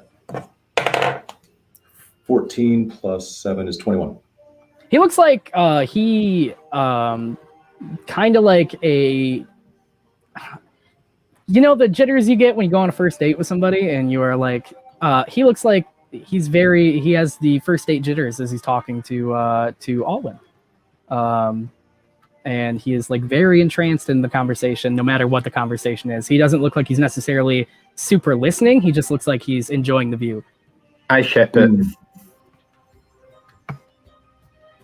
Okay. All right.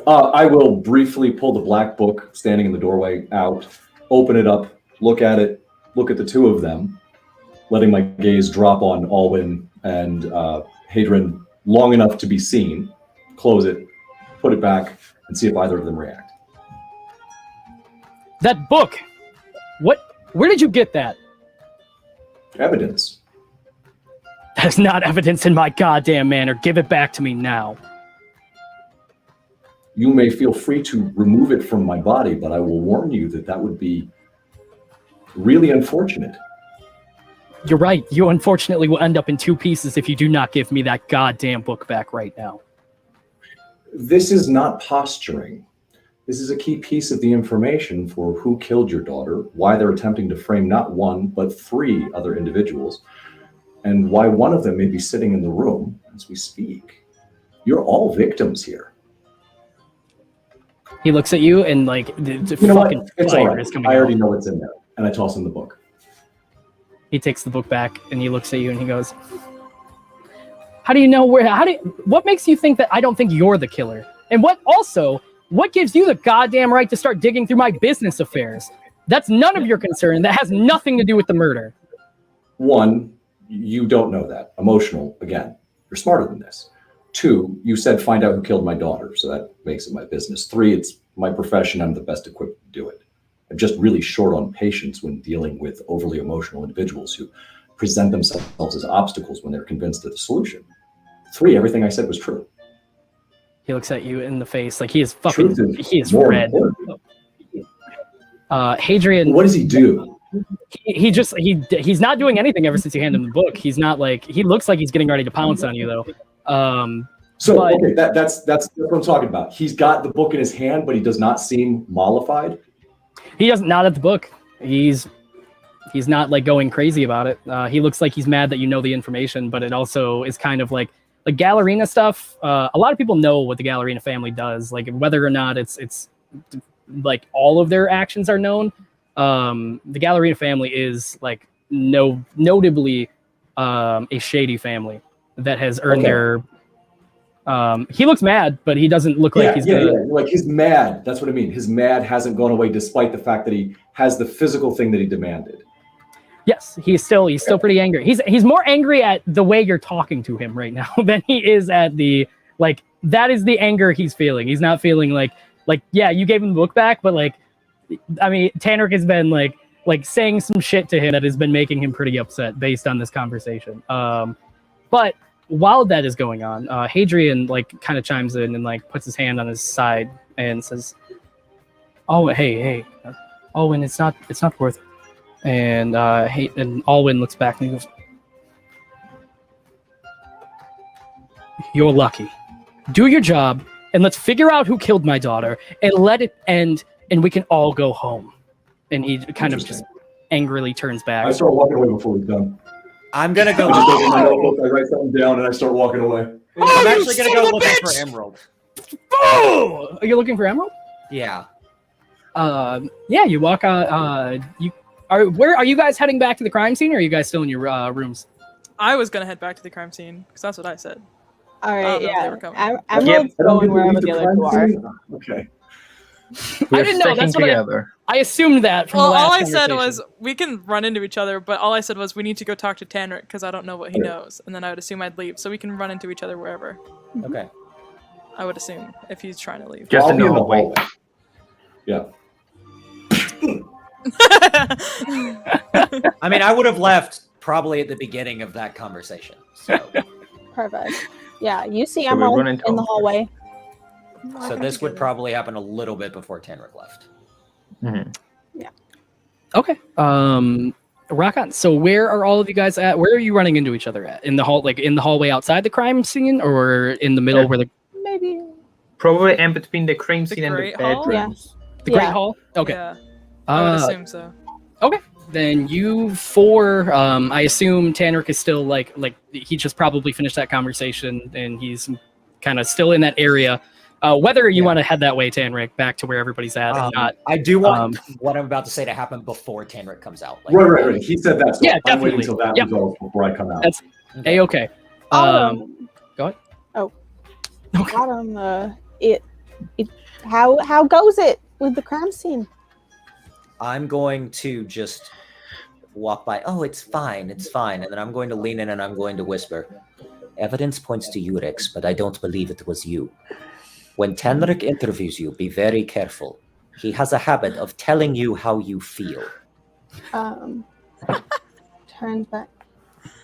That is a term that I have seen in a lot of criminal organizations. It's how they get innocent people to admit to things they have not done. I know, and thank you. Thank you. I appreciate it. Gives you kind of like a funny look. You're more like me, aren't you? And like flashes whatever crime syndicate shit I would have. I imagine like my symbol would probably be like on the like back of my emerald necklace. Emerald turns her necklace around to reveal to you a symbol of the Verdant Court, which Autumn, you don't have a lot of knowledge on. I know your background, but you do know that the Verdant Court have been like. It seems like they deal with a lot of like. I would say fey crimes. Like that is about as much as you know. They kind of like the term that you know is like the fey mafia is kind of like the idea that you get. You and I do travel in similar circles, but we market in different things. I market in information, specifically secrets. Listen, I believe that, but I'm saying that you and I might have a vested interest in this being, kept under the radar. I think we might be on the same team on this, yeah? Of course. And that is why I have volunteered the information that, Rex, you are under suspicion. But what I do, everyone thinks is a sham. I'm going to tell you, and I will tell you this, and completely straight-faced. I can speak to the dead. It is not a joke. It is not a performance. It is a curse. I have seen someone matching your description bashing the back of the head of our lovely bride in with a hand axe. What are you talking about? Listen, do not speak. We do not have much time. I do not believe you have done this, and if it was your body, it was not your mind. Be careful what you say to Tanric. It's a shape changer then, because they transformed into Mr. What's his name? Oh, God damn it. The head of the house. Alwin, yeah. Mr. Alwin, yes. Mr. Alwin. They tipped off the guards. Both of those things line up. So we're looking for someone who can Someone who can disguise self. Yeah. That could be any of the magic users here. Anyone with arcane power, but also it could be someone who is that way by birth. Well then, I suppose we'll have to keep our eyes out. Indeed. Just be careful. Thank you. You guys still in the hallway? Is this where this is happening? Yeah. Thank you for helping me with Hadrian, by the way. Appreciate it. And I will turn and see Tanric and be like, Tanric, look, more people for you to interrogate. So as Tanric walks out of the room, it's just you guys, right? Yeah. Okay. As he walks out of the room, he's walking out with like this just absolute mantle of smug arrogance. And he steps through the doorway. And as soon as he steps through the doorway, his shoulders slump and he just looks about half the size. And he looks absolutely exhausted. And he walks by. Wow, you were already short. You've just got even shorter. And he doesn't say anything. He looks pensive. pulls the axe out, hands it to Rix as he walks by and says, "This is probably the worst setup I've ever seen," and continues to walk.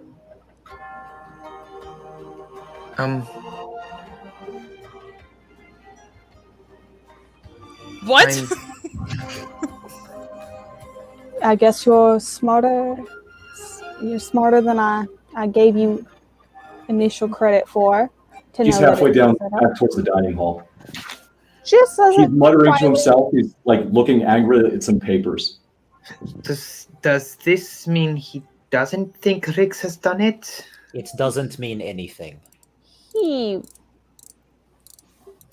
not trust what you believe with your eyes. What do I? I What do I don't do with know this? what's going on here. He knows that it's your axe, hon, but he seems Give it to believe back. that it might be a setup. But then again, that could be a way of planting evidence on you. Lure you into a false sense of security too. What you have said, Emerald, is incredibly astute. Are you all saying this in Given common? him credit for. Yeah. Tarek stops. He's not that far away. He stops and looks. You know, instead of all of this ridiculous speculating at this point, we could talk about it. There are a number of you that I'm absolutely convinced have nothing to do with this. But you're the one who walked Billy. away when we were all talking. Say again?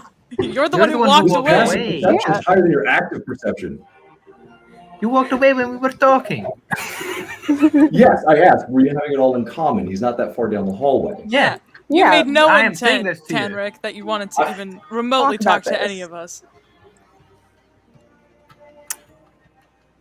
That's fair. She's got a point.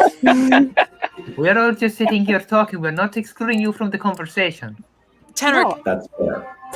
where did you find this? And I like hold my axe up. In plain sight, unfortunately, hastily hidden. You know what? Perhaps we should have this conversation in the dining room. In full view, but not in the hallway. Okay. Um, I will go to the dining room. so you guys are going to the dining room? I should I have my hand on my blade just in case Let's something go to the happens. dining room. It's almost empty in there. There was one person that did go to the dining room after they were talked to. So sitting at the end of the table is Mrs. Helping. Autumn is shuffling I thought his you were good. Baroka deck back and forth between his hands, but where it was black before, it is now glowing silver. Like, that is his equivalent of drawing a weapon. Like, test this assumption at your earliest convenience. Mrs. Helfang, it is lovely to see you again. He's a little more rigid, shoulders tight, fully realizing he's no longer concentrating on that charm spell. I see you tried to put a little magic in me. I love that kind of thing. You did No. what? Sorry? We share a bond, me and him. We I have feel a special thing. uncomfortable being in this conversation. I don't doubt it, Miss Helva. Look, you seem like a perfect couple. You do, dearie, that is the nicest thing anybody has ever said to me and my little totem of love over there. And she, You are a magnificent woman. I'm afraid I do need to concentrate on the investigation, and I find your overwhelming presence quite distracting. oh, you can use all those educated words of yourself, but I'll tell you what, when this investigation is over, me and you are going on a long honeymoon, baby doll. And looks at I you. think you need married before you go on a honeymoon. Well, Oh, it's we- all set up for a wedding. Oh, it's already set up. There will be a lot of honeys and legitimate moons over panic. out there. Unfeigned, legitimate panic is on his face. Leave, I don't think you want to be the one to tell her she can't have her honeymoon with him. I would not want to get between them. No, I'm just saying we need to get them married first. Do we? Married? Focus at the topic at hand.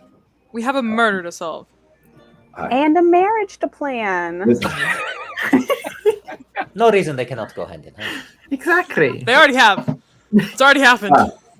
Perhaps this will mercifully kill me after all. I'm done. Yes, well, if you did this, you are the worst murderer in the history of murderers. Whoa. Well, hi, Miss. Who did you say that to, Rix or her? He said it directly to Rix, and then he's watching her.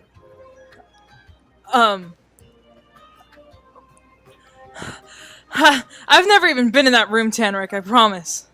I believe you. The setup is so hasty and so poorly done and so incongruent with its parts that it would be patently ridiculous. Storytelling of the worst order if you were responsible for this. Tanric, can I ask you a question? Well, yes. Did you find any traces of the arcane in that room? I noticed them, yes. But not just there. Well, I'm just saying that we already know that someone impersonated Alwin, so it's not unreasonable to assume that a magic user could have. I mean, anyone really with any kind of disguised self could turn themselves into Rix. I mean, they might have to be about the same height. Are you under the impression that Rix was legitimately seen in the room? From what I understood of the information that Autumn gave me, is that we can ascertain that they were wearing a glove, used that axe, and were not very small. I don't say that in a self-serving way. Autumn can verify that. He's the one who had the vision. I only mean it to rule out a certain well-proportioned attendant. No, listen, that rules out me. I don't think anyone necessarily... I don't think there's any proof that Rix was there. Yeah, but I'm just saying if her axe is there, I'm just saying it could have been easily possible. It looks that incredibly someone... bad. Yes, and for someone who's emotionally compromised, they might take immediate action without thinking or due diligence. That was a similar fear that I had. And Rix, I believe that Alwin is legitimately emotionally compromised. I thought it feigned at first, but I was wrong. So are you telling me I should avoid him? I'm telling you that you should not be alone at any point and give anyone a reason to point to you for guilt and to keep you safe. Because I doubt that if someone's trying to frame you, they would simply stop at naming. But I don't even know how to help. The last thing I remember is being at the table. And then all of a sudden I come back and everyone's panicking over... Interesting. And that is a thing that we also fear. You lost a moment of time. That is when someone could have taken your body. That is what I fear. I do not think that Alwin will think that... I do not think that Alwin will think an enchantment a legitimate excuse, and I worry for your safety. Do not be alone. I know you have said, Leaf, that you will not do that. And I agree with Tanric. We cannot be alone at this time. No one can. Speaking of alone, someone came to speak to me. Miss Emerald said that she had only spoken to you and that you prevented her from talking to anyone else or cautioned her. Oh, you mean Thea? I had good reason to believe that she was lying, and I didn't think it was prudent to your investigation. I also feel I was being maneuvered and manipulated in the conversation. However, so she's trying to frame me? Yeah. I don't think it's quite that simple. I think she believes that she saw you.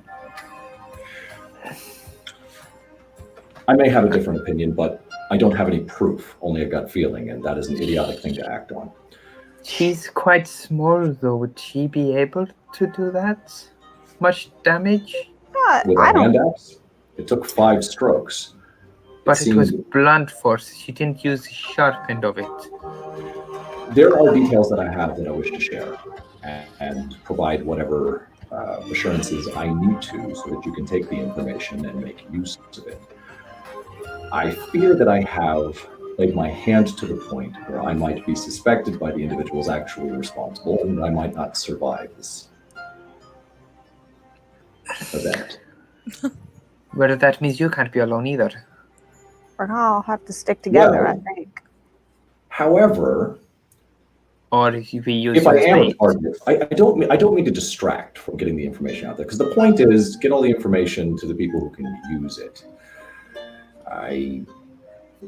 Being used as bait wouldn't be the first time, and it's not necessarily a bad idea. We'll have to see. The things that I know, and that I will share freely with this group, because half of you, well, some of you are too incompetent to pull this off. and some of you have been maneuvered by those who I believe are at least peripherally involved, so I'm disinclined to believe that you're participating in it. So what? That leaves. We easily found 2 bits of information I believe were intended to make us think that other people were involved. First, a ledger produces the 3 papers that I pulled from the book, Billy, that's in private chat. These events were last looked at in this book that was very easy to find in the other room. Their illicit behavior outlining certain actions taken by a presumed paramour of mine, glances over at Mrs. Helfang, the other end of the table, which could be propped up as motive. Could be legitimate information, but my suspicious mind feels that it was intended to paint someone, perhaps Mrs. Helfang, as a motivated person. Is that the? To hide. Then someone's tried to frame the 2 half-orcs? It is a possibility. The other thing easily found was this prenuptial agreement stating that 60,000 gold would be given to Norrutus upon the completion of the marriage, which is in itself an idiotic arrangement. But it exists. Is he using us all? I do not. And he believe produces the Norrutus scroll, is he puts to it blame. on the table. It wouldn't be a surprise if he was using us all But at this point. It would be so convenient. It's so obvious. Exactly. It cannot be so obvious. I have a running theory that there might not have been, as they say, hundreds of invitations sent out. That maybe all of us are here for a direct reason. I have a pretty strong reason to believe why I'm here. I have a pretty strong reason to believe why Leaf is here. The rest of you, I'm not so sure. I'm starting to pick why Rix might be. I will proudly volunteer the true reason I am here, now that you know that what I do is not a sham. I was visited in a dream by an elderly old woman who told me my presence would be required here at this wedding. Interesting. So I came. Required. Was anyone else indicated that they'd be required? I mean, I was ordered to come here, but You were ordered. yes. Don't mean to press for details. I understand you value your secrecy, and frankly, with the ham-handed attempts by Miss Thea, excuse me, I'm currently unconcerned about your motivations or your background in relation to this. You were ordered. Rix, why are you here? I'm sorry. It's gonna make this look so much worse. I wanted to get revenge. That does make it. That does make it look worse, yes. Yeah. I didn't mean I'd kill anyone. As Rick stops right there at that sentence, down the hall, you are like coming from the front area, like I would say like the outside front 2 doors, but still on the property. Like hasn't, like I guess the front of the manor. You see that Leland was kind of like cleaning up. He comes in from one of the doors that would be on the same side as where Eris's room and like the offices and all that stuff are, presumably the courtyard area. And he comes walking back towards the 2 set of double doors where you guys are all sitting in the dining room. And he looks at you guys a little like kind of pensive, and he's like, who is doing the investigation on, who is leading the investigation on this case, as we call it right I look now? at Tanric. I suppose that would be the gnome. How can I help you? I shall inform you, we did find a pair of bloody black gloves out in the courtyard area, and he hands you, like kind of like with his, like, hands them down to you. Jared pulls his hands back and allows them to be laid in front of him. I will just mage hand them over to the table. They sets them down and he says they were By found who and when? recently while I was doing a search out in the courtyard area. Mr. You found Alwin told me to search for evidence when them? I did find them. Simply in the courtyard? Simply where? In the courtyard, closer to the entrance of the hallway that connects the courtyard to the offices area. Obscured or out in the open? Obscured. They were in one of the bushes on the in the courtyard. Like, I'm going to show you the map. Give me one moment. Is there a way to get from to the office from the courtyard? Oh, yes. Yes. If you look at the map, there is an adjoining Oh, okay. that goes right from the courtyard to the office areas. Okay. A question: did they appear discarded or hidden? Do you understand my meaning? They appeared discarded, assumably. They looked like, I mean, no detective myself, but it does look like somebody was going through great efforts to dispose of them. Then that would be hidden. Discarded would be an act of a momentary panic. They threw them away in a bush, and that is how I found them. Thank you. You're very welcome. And he kind of like shuffles his head and walks away. Before you guys have that moment to talk, though, all of you all have passive perception. Got it right for once. But 17. For passive. Down the hallway, you hear a door fly open, like off the hinges, and it kicks. And you hear, "Where the fuck is she?" And you hear a that's the manly sound of Moonwalker's voice. Now it's sounding so mad and riddled with anger. You hear footsteps stomping and you hear Thea go, "No, no, no, no, no, no, no, no, no, no." And I'm standing in front of Rex. Yeah, I am Don't too. you dare! I can take a hit. the dining I'm room standing in door, front of Rex. which is already open, is greeted with the presence of a fucking angry Moonwalker who is standing there with daggers piercing through her eyes, looking you dead in the face, Rix. And she goes, so "Did scared. you kill her?" And she pulls Moonwalker. a broadsword out from her side and aims it at you. I'm holding that axe in my hand. I ready that axe. Emerald pulls out her gun. I'm both my hands are up. panicking. I jump onto the table. I didn't do anything. Stand down. Oh dear me! Stand down. And that, my slick sleuths, is where we are going to end today. I really appreciate the session, and I hope all of you at home Yes, enjoyed another this. session. Fantastic. Crime Syndicate. Or story, not Syndicate. I hope you all enjoyed.